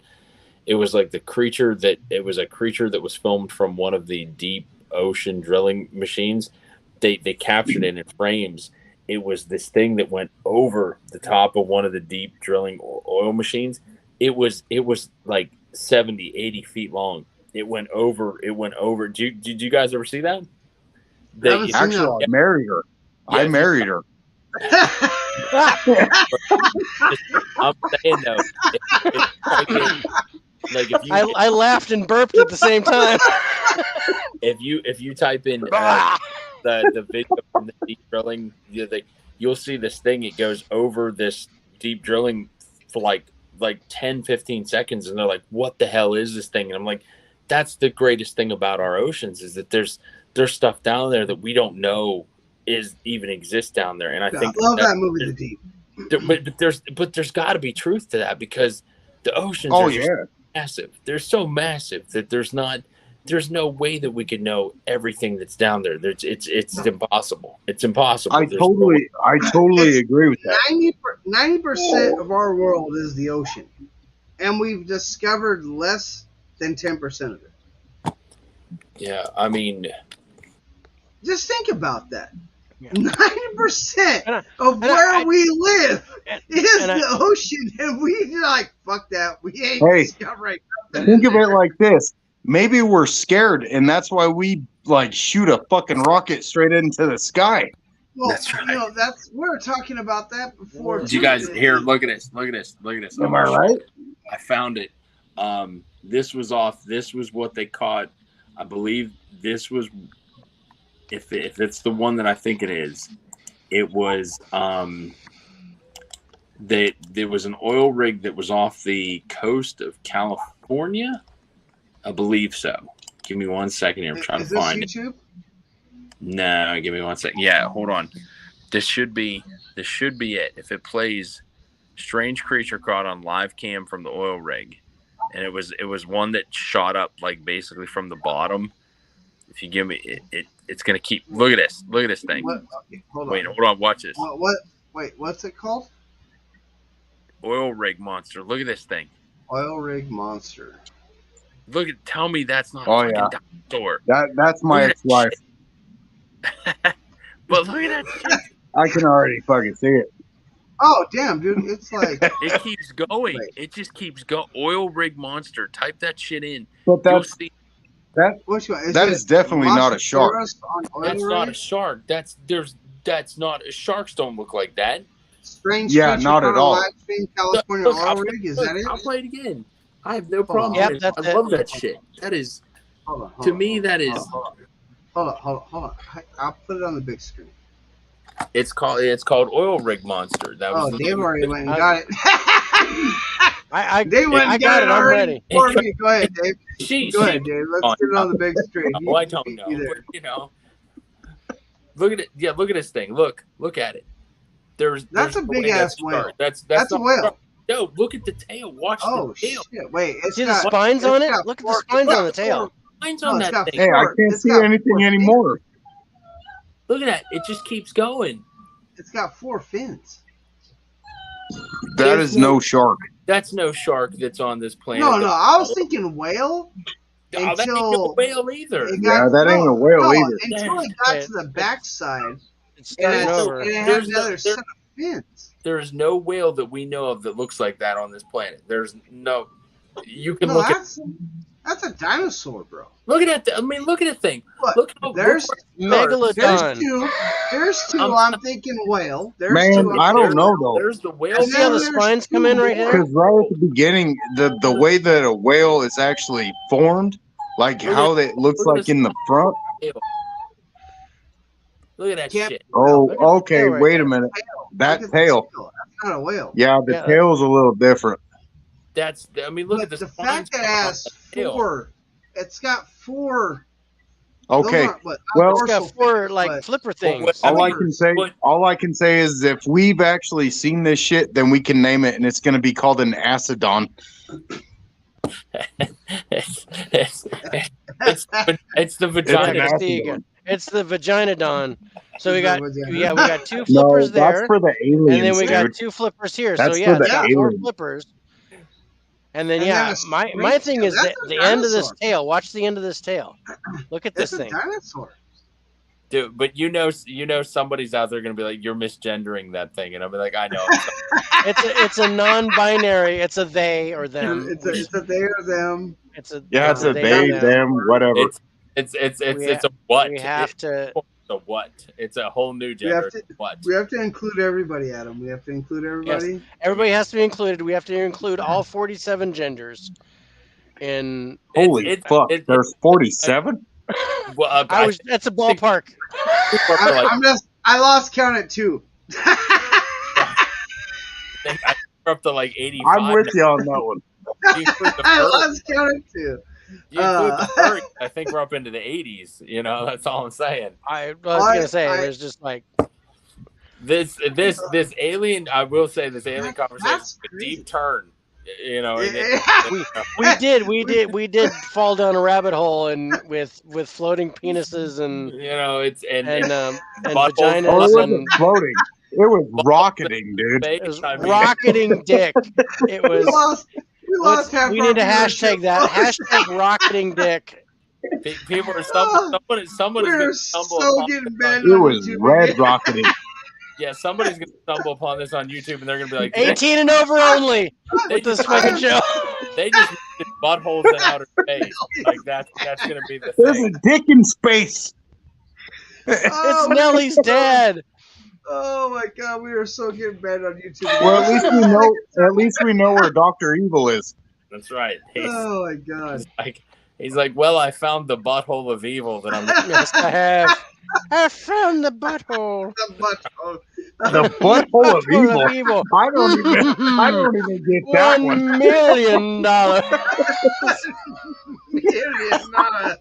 After a night at Taco Bell, I think we've all experienced the butthole. I think we've all experienced the butthole of evil. No way, After- dude. after- That just makes the slides more slick.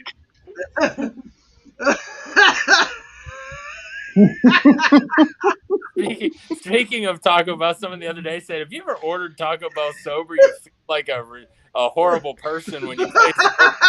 I shouldn't be eating this sober. This is terrible. Why am I doing this?" I feel that way about Jack in the Box when you get that munchie meal and it's got that hodgepodge of shit in the Yeah. box, and you're like, "Holy crap! Why am I not drunk ordering this Okay. thing?" The last time What the fuck? You eat that? I got those mini tacos. No, I'm not allowed to anymore. After I ate one of the mini tacos from Jack in the Box, I was like, "Why did I get this while I'm sober? This is Yeah, not no, be eating." Alright, I have not been drinking.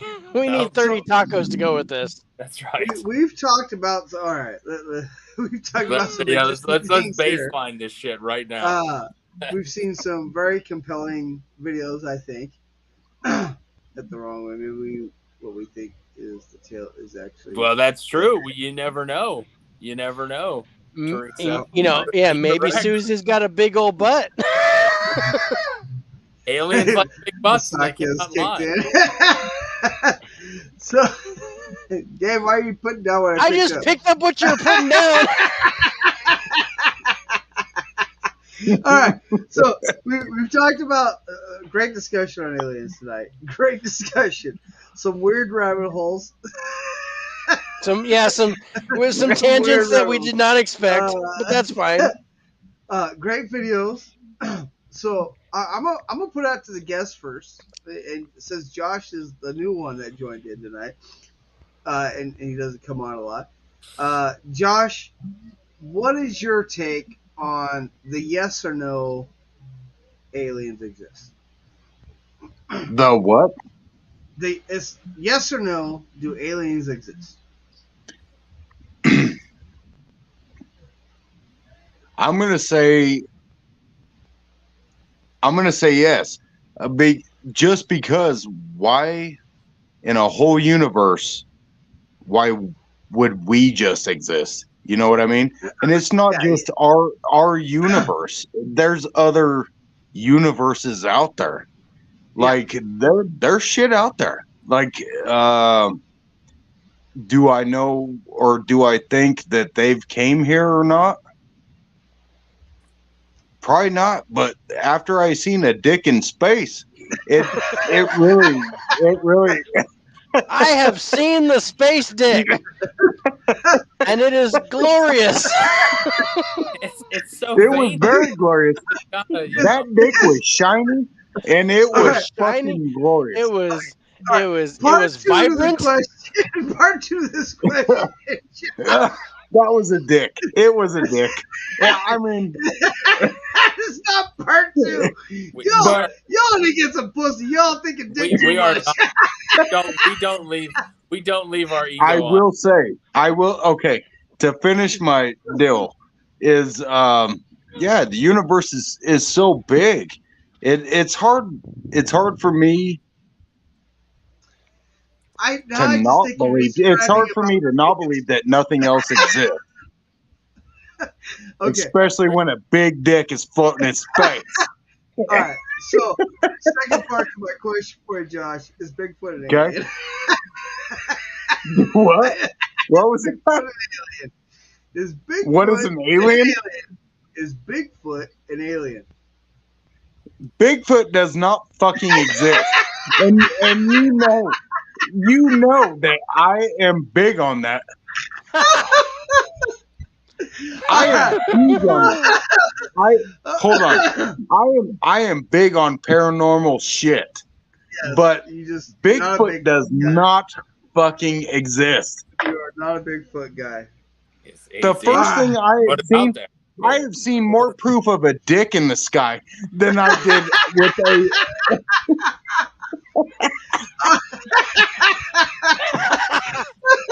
he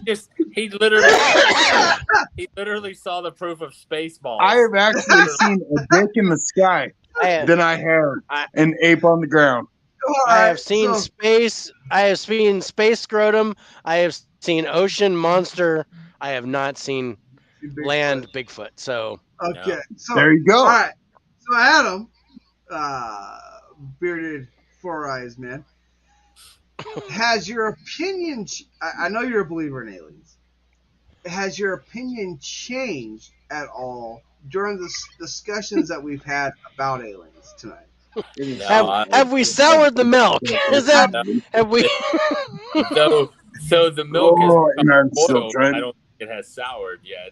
I can say Am I doing Might have curdled with all the alcohol we were drinking. It's like a mess. no. It might have It's dipped. just coming straight up. It might have dipped. I gotta change it. But we'll survive. But no, I firmly believe that there are, again, kind of like Josh said. I firmly believe that we can't be so egotistical that we are the only things that are floating in this massive, infinite at this point that we know of universe. That we are this floating ball of dust where we are these beings that think our lives and our this, that, and the other are so. You can say cum shot. You can say it. Cum shot. It's definitely 18 and over at this point. You can say money shot. You can say ejaculate. You can say hot jizz all over the room. You can just go ahead. We're getting canceled anyway. Just go ahead. We're part of the facial that's been wiped off. Dude, I will so go with that. That was the best explanation ever. We're part that's been wiped off and is like, I'm gonna shower now. But no, we're still there. But we're still there. So the fact is that there's what the recent upon recent estimate that a billion planets just in our observable universe that can house life like us, a billion. So each one of those billion could house a billion or more entities. So like that, just it doesn't it doesn't justify that yeah. making us the only sole proprietors of this universe. It doesn't make any sense. So the fact that we have to, I don't know, that we have to hypothesize whether or not that we're the only things here continues to make it that much more of a really, really deep question, because if we've been around this long and we still can't understand whether or not that we are the only things, or that we can't prove that we're not, makes it that much more of a harder question to really answer at this point. Yeah. It really, I mean, I hate to say it, but it's true. It truly is. But it's almost 2023, and we still can't prove that we're the only things that are out here. That's what makes it harder. It makes it harder each and every year that we can't prove that we're not the only things here. It's just a hypothesis all the time, no matter what we all believe.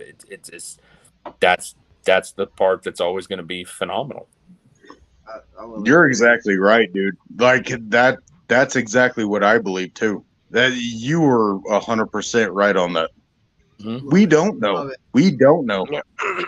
There's nothing we can do to stop it. Like we can't prove it one way or another, and it's just like with paranormal evidence. Yeah. With any of the other, Which is why we put aliens in with our paranormal. It's an unproven science. You can't put them in separate categories, because we'll never know. We don't have the technology to just figure it out. So I'll pose the same question to you, Dave. Of course, okay. Wrapping up the show here. Has your opinion changed at all? I know I'm pretty sure I know you are a believer in aliens, but has your opinion changed or modified in any way on what we discussed tonight, or the videos that we've seen tonight, pictures, or anything like that? No. Besides space. Besides dicks in space, no. Okay, so here's the thing. I firmly believe that extraterrestrials out there. In fact, when I was a freshman in high school, I did this as a science project. I did the math, and I determined that if 1% of all the planets, and this was, I'm dating myself, 1984. I was a freshman in high school, and I did the math. I figured if 1% of the planets that are out there in the universe have the capability of sustaining life, and 1% of those planets actually contain life, and 1% of those actually have life, intelligent life, I estimated that there were over 40,000 planets in the universe that have intelligent life other than our own. That's phenomenal. That's a phenomenal number. And that's just 1% of 1%. That's 1%. That's 1% of 1% of 1%. Yeah, like hold right? on. Why would you give yourself that percentage? That's like 0.025%. Yeah, that's but why would you give yourself that percentage? You're taking that was from the observable universe. The number of all the planets in the universe. Okay. And then bringing it down. Hold on. And you're saying that is what you're going for dating somebody? Is that what you said? Oh no, I'm already married. I don't need to worry about dating. Duct tape and chloroform is all I needed. I got my wife. So hey, we don't know that. So yeah, so no, it's basically all the planets in the universe. All the planets that have a capability of sustaining life. That means M class, if you look at Star Trek. Yeah. They have the perfect sweet spot as far as temperature. Not to mention, if there's other stuff that, silicone-based life sustain human life or humanoid life. And then 1% of that to have intelligent life. And I figured 40,000 planets. And basically, I was given an F by my science teacher. Which makes no sense. and when I asked him why, he said because God created only one planet in the universe. And And I says, how in the hell are you a scientist? You teach us Yeah, science. that You just quoted the Bible on me, and you're a scientist. I said, let me ask you this: if because you're telling me that God did all this, why would God create this entire universe but only one without little a dick planet in the sky. without a dick in the sky, without any jizz in space? Right. No dick, no dick in no. Completely just But covering us why over. create this entire universe but only one planet that sustains life, and we can't go and see these Any other further. planets? We can't go anywhere. No. Why not just have our own solar system? Why would God do that? That doesn't make any sense. And I think Josh just left. And Josh just said, if there's no dicks in this If conversation, there's I'm no not dicks in this here. guy, I'm out. Yeah, Fuck this I'm place. out. I'm out. Yeah, I didn't say Bigfoot, Josh. I'm not. I don't know what. Anyway, No, but Uh, I think and you're right. Bigfoot exists. God damn it! I'm just saying. and now that he's gone. I was. Yeah, No, I've got proof of that. So, But no, But- Dad, I think you're right. The fact is, if you when you have to question those who are in authority, and those authority figures don't want to be questioned, Mhm. that's when the door really opens, because you just go, well, if you can't answer my question, then I have to dig deeper. you can't prove me wrong. So how am I supposed to be able to prove you right? That's Mhm. not fair. No, I mean, I know I'm no, 14 years old and you're my you can't- teacher, if you can't but how prove can me you sit wrong, there and tell me, I'm already right. Yeah. I, it just, but after debating with him, and it took a long time, he changed my grade back to an A. There you go. There you go. And I ended up taking second place in the science fair because that was my study. All But right, Mr. Host, I'll leave it up to you. Is there anything that you think I need to answer? Should have been fired. I agree. teacher should have been fired. Great. Mr. Cummings, wherever you are, Should have been fired. you're fired. God damn it. Right. But he changed his mind. I talked him Yeah. out of it. He changed his mind. He gave me the grade, and I was happy about that. But yeah, I had to get into a spiritual and religious debate With a science teacher. with a science teacher. Which I love religious debates, so I wouldn't have minded that one bit. Even as a 14-year-old kid, I would have loved it. Yeah. Well, gentlemen, I'll tell you what. First and foremost, I definitely want to thank you guys so much for having me on this evening. It was a blast. Adam, I can't thank you enough. It's been a serious pleasure, Adam. Absolutely. And it's always a conversation, paranormal, whether it's earthbound, or whether it's in the stars, or it's in the ocean, or whether it's here on the ground, whatever the paranormal may be. I'm definitely down for conversation for that, because I enjoy all of it, because it's what we don't know. It's what we don't know that it's exciting. It's fascinating. Yeah. Intrigues you the most, right? And I think I'm speaking for John, where we'd love to have you back on. Oh, dude, anytime. Anytime. So yeah, Honest to God, anytime. If you go to our Facebook page, I have our schedule of shows.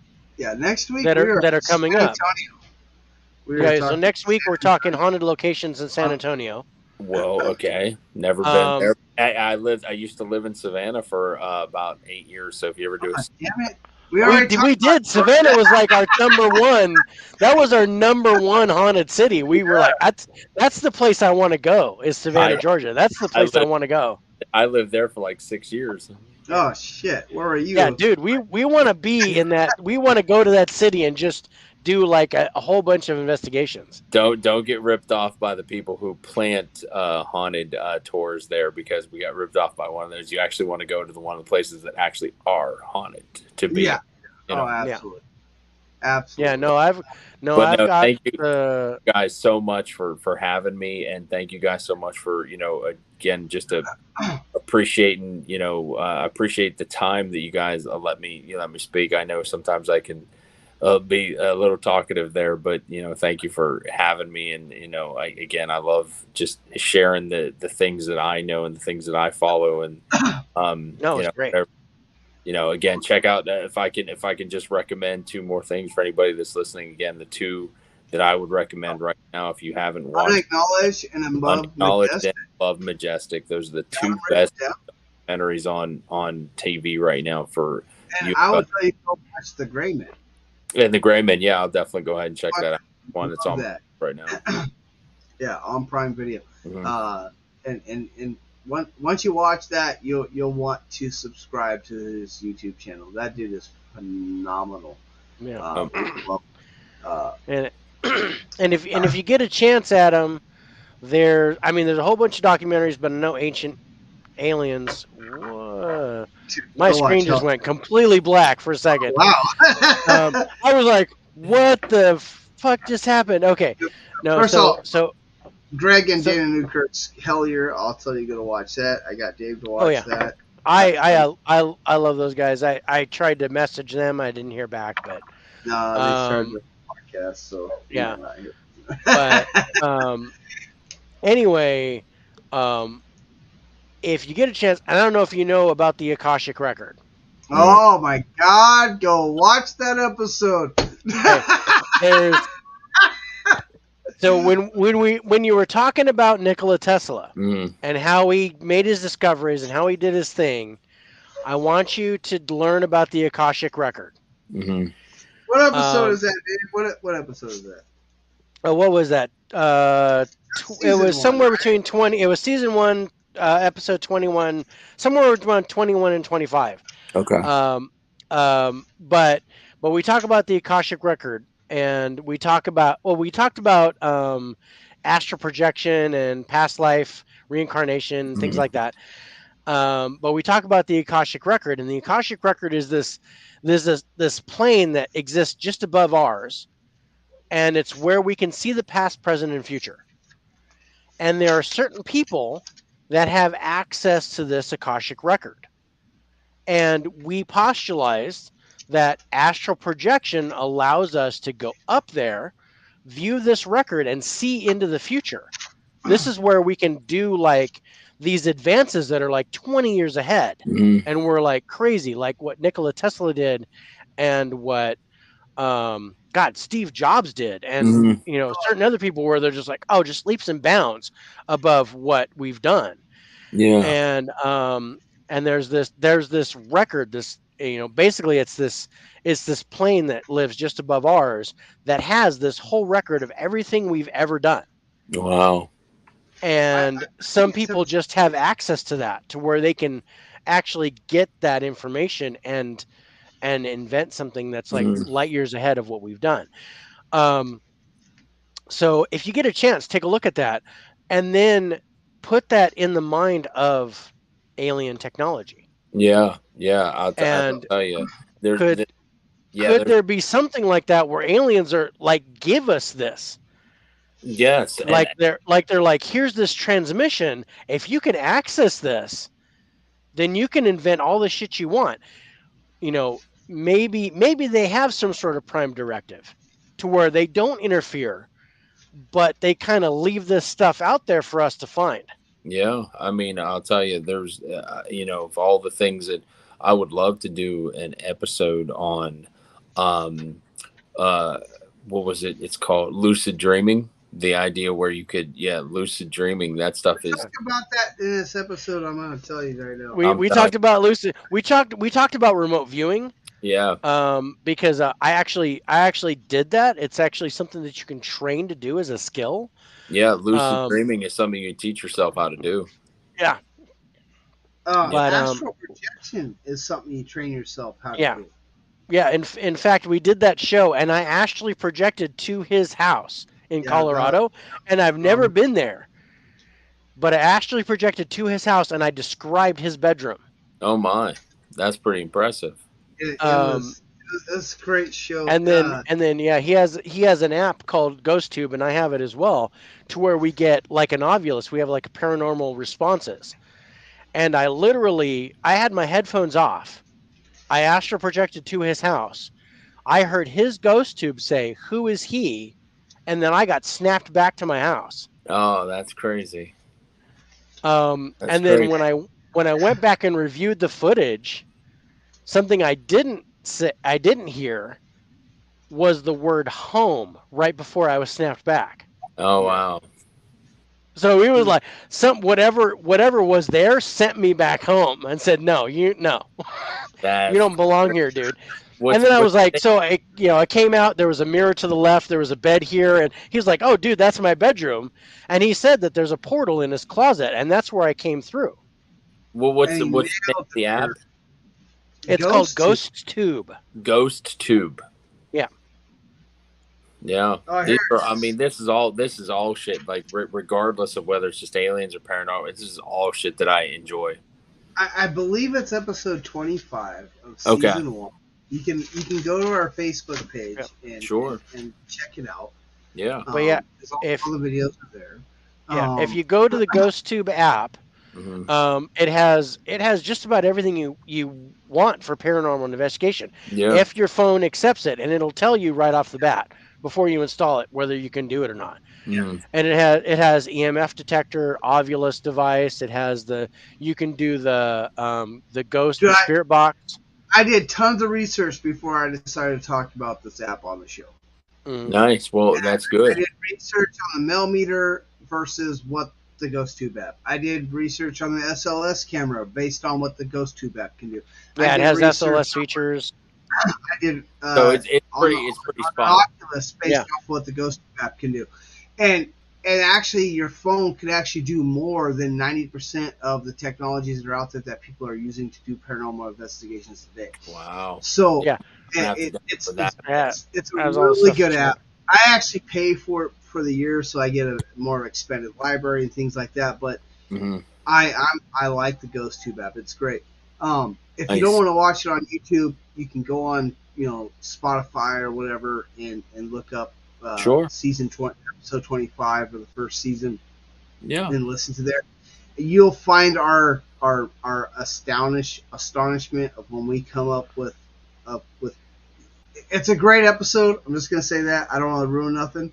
It's a great Yeah. episode. I suggest watch it. one of my personal favorites because it's that epiphany moment to where we're talking about stuff and they're like, wait a minute, did we like what we just stumbled upon with time travel? We were like, did we just come up with something here? Did we just make sense Yeah. of what we were talking about? Yeah, and and it was what made really me cool. a firm believer of the Ghost Tube app, I'm not gonna lie, was my first episode with David when he decided he was going to be a co-host on the show.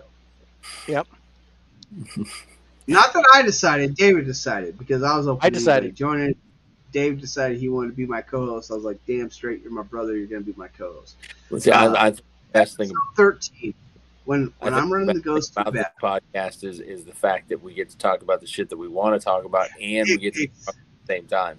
That's the best part. Exactly. Yeah. So I'm running the Ghost Tube app. In episode 13, our first episode together, we're talking about the Carl Riddle house. And fucking Carl comes through. Yeah. Well, it was really funny because we labeled it the Riddle House, and we started talking about another location before. Mm-hmm. Carl, and we started getting this guy named Carl that kept coming through. Multiple and we times. were like, on the Ghost Tube app, we were like, wouldn't it be funny if Carl had something to do with one of these locations? Because we usually pick 3 locations and we talk about the locations. This is what we did the first season.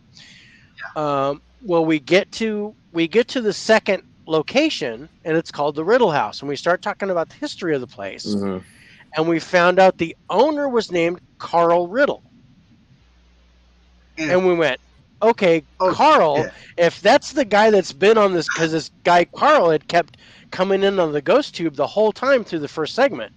We were talking about some other house. Yeah.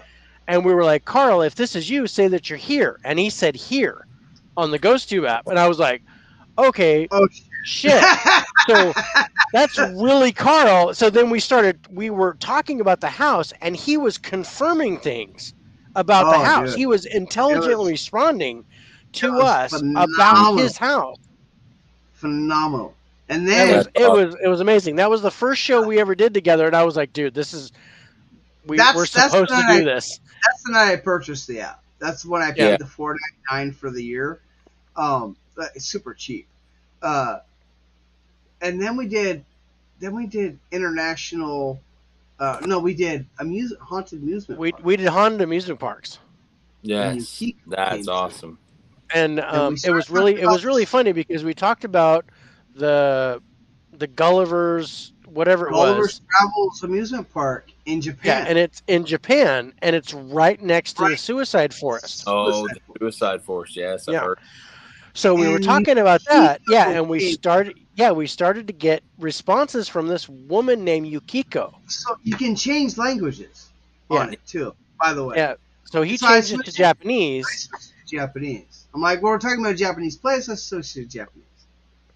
And we get this Yukiko. That's crazy. This Yukiko comes in, and we're talking about the amusement park, Oh my god.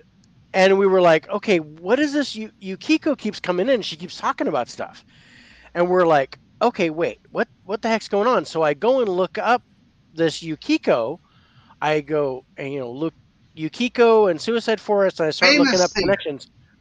Yeah, and it turns out she's and all of a sudden, and just randomly, my Google pops up with this page, and it's this woman named Yukiko Okada who And she committed confirms- suicide She at confirms night.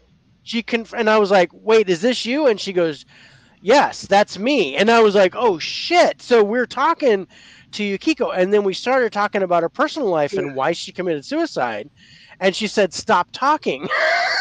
Oh my! Dude, She was every like time telling I us to stop talking. We were like, okay, so we stopped. We went on to something else, but then she stayed on the thing, and she kept communicating with us. That's like, awesome. this Yukiko, and Yeah. like, yes, and she just stayed with us. Like, the Yeah, whole she stayed with us episode. through the entire show, and she committed suicide, and then other people in Japan committed suicide at the same time because she was Yeah. like this famous actress, Oh my! and there was like this whole thing. They called it Yukiko syndrome or Yukiko something, syndrome, yeah. to where Dude, she it started this whole trend of people committing suicide because she committed suicide. Phenomenal, dude. And then I she think talked. about this, and I Yeah. get sad to this It just day. we We're had. talking about this right now, and I actually feel I'm getting emotional. kind of choked up about it I feel because emotional about this because she hit me in the feels. Like, I mean, we were I don't hit in the feels. we were talking about it, and then the ghost tube was responding, and we were just like we sat there in silence for a minute, and we were just like, don't get in the feels, you know this. I can't believe this is happening. We're actually It's just it was the most amazing thing I've ever had. Yeah. on this podcast, the most The ghost emotional tube app. feeling. the most It's- the most impactful thing that's yeah. happened to us, and it came from the app. Wow. Yeah, I don't put out there who I'm gonna support or sponsor or anything like that. Yeah. But Except for Anchor. Except Anchor, because they sponsor us, but if I was gonna put my name on a product, I would put my GhostTube. name on. It'd be GhostTube. I'd I give really them my would. seal of approval for sure. And then That's when I did the Crazy show. You might want to tuck that shit in. when I did the investigation at the antique store, Mhm. Oh my god! and Such an- I did that live, yeah, that was a good episode. and I still got down Firehouse. yeah, you still got to get that Firehouse, and Yeah. I've got some other ones that are coming. So Sounds like Well, definitely one I got to download for sure. Because there's a couple good episodes. We There's- did our best. there's some really good episodes. In fact, we had to do a top 10 show Yeah. Oh my from the God. first season where we did like our 10 best moments. It was so Most hard. of them are when my wife's yelling at me while we're on the show. Sure. Because I talk about how badly I want to go to Penhurst, and she's all, motherfucker, you're not going to Penhurst. Over goddamn body. That was the exact words she said. Over my dead body. That was her exact words. Well, I'll tell you, isn't it on the California coast, isn't the Queen Mary out there? There's Yeah, I've we been there were. twice. I know a guy. There was a guy in my most recent uh, group that I was in for my job. He actually got to stay. He got to stay one night in the most haunted suite on the Queen Mary. Oh, What he oh, did, 310. and 310. 310. Motherfucker. That's what I He want to got do. he got to stay there, and he was like, oh yeah, he's like, if you don't believe You and will after. did before going on the Queen Mary, he's like, you'll be a believer after going on the Queen Mary. He's like, we sat up. He said, he was him and his girl. He said we sat up for 3-4 hours talking to. I'm sorry about the purple on my. Oh, you're okay. I know I You're got all new right. glasses and they're. Oh, it's a great on the But- eyebrows, though. Yeah, it's like, makes me look not cis. But no, he was saying, he was like, we sat up for 3-4 hours talking to this spirit that would move shit and talk to us the whole time, and I was like, that's amazing. That's amazing. I was like, Yeah. oh, cool. No, it's man, it's Queen. Yeah, I've been there twice on the Queen Mary. I've never stayed in a room, but we were actually planning on doing it this summer, but we had to move it. But Mm. I went on the ship and we went there for Dark Harbor, which is their Halloween thing that they Mhm. do.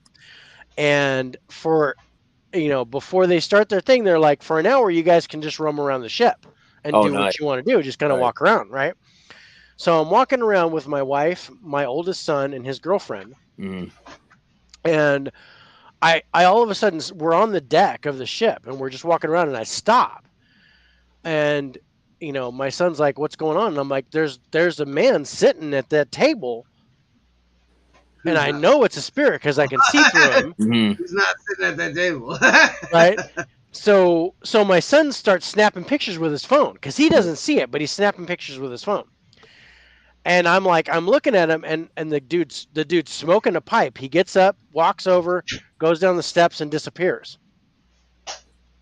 Right? That's crazy. And Phenomenal. I just happen to have this weird thing to where I can see these things. And my son shows me a picture, and there's literally a shadow, almost like a slit in space, Mhm. sitting in the chair, just Yeah. like a stick figure. And he actually caught it on his camera. And I was like describing the whole thing to him, and he actually caught just a stick of a shadow figure, Yeah. like a 2-dimensional being Mhm. sitting in the chair, and I could see the full thing. That's awesome. That's awesome. Okay. All right, guys, we're at that Yeah. 4 hour. Let's get out of here. So we'll Okay. let the fine print real quick. If you want to stick around for the after show, go ahead and stick around, Adam. I again appreciate you coming on the show. You are Thank you, guys. I can't thank more you. than welcome. Appreciate you. Come You're on. more than welcome to come back, bro. This is awesome. And like I said, take a look at our schedule. If you say, "Hey, I want to jump in and talk about this," just fucking hit us just up. let us know you're in. More than No, I welcome. More than appreciate it more than you know. Thank you guys so much for having me. It's always Not just not fun probably. to I appreciate you being on. It's chat with people who have the same ethereal type of oh, yeah. understanding of the the what's going on out there. Yeah. No, I love it. It's great. Yeah, I mean, me and Dave, we can talk to each other all night about shit. It's Right. great having another viewpoint and things like that to bounce ideas off. I love it. So appreciate you being on the show tonight. Again, tonight's episode, season 2, episode 25, was Aliens. The Truth is Out There, with me and Dave and our special guest, the bearded Four Eyes Man. Go check his Instagram out. Soon he'll be having his own show. Let's hope. That's Let's Mr. hope. Adam. Appreciate you being on here. So again, I want to thank Anchor. Anchor is what allows us to take the audio portion of this live broadcast and put it out to your favorite places like Spotify, Google Podcasts, Breaker, Pocket Cast, Radio Public, Apple Podcasts, and of course iTunes, and soon Amazon Prime iHeartRadio. Podcast. Subscribe if you haven't. Not only is it a great place to start your own podcast, they will actually help you grow and continue on with your podcast. They sponsor you. They'll help you find your own sponsors. Go ahead and check out Anchor. And of course, thank you to StreamYard. StreamYard is what allows us to be on the Facebook Spirits page The Spirits with John and Dave on YouTube, and of course Twitch Spirits with Spirits, and of course Instagram Spirits 13. Go ahead and check StreamYard out if you want to get your multicast out there when you're starting your own shows. It's cheap, it's easy, it's even free if you don't want to go super crazy. I pay for it because I love doing this shit. Thank you guys, appreciate it. Next week, episode 26, San Antonio, Texas. San Antonio. Again, 7 p.m. Mountain, 6 Pacific, 9 Eastern, 8 Central. Join us for that show. We're going to be talking about a lot of cool stuff on that location. Thanks for everybody chatting in, Teresa and whatnots. Love getting the feedback. Love getting the feedback from Teresa and the guys. It's been great. Adam loved it. Josh, thank you guys so much. Josh, thanks for being on the show. Everybody that popped in on Instagram, love that. I love it. Bigfoot's real. That's right. Real. And there's dicks in space. That's all we got. There are dicks in space. Dicks in space. Bigfoot's real. Go ahead and hit the final tune there, Dave. And The final tune. The final tune is going. It's not Dave After Dark. Wait.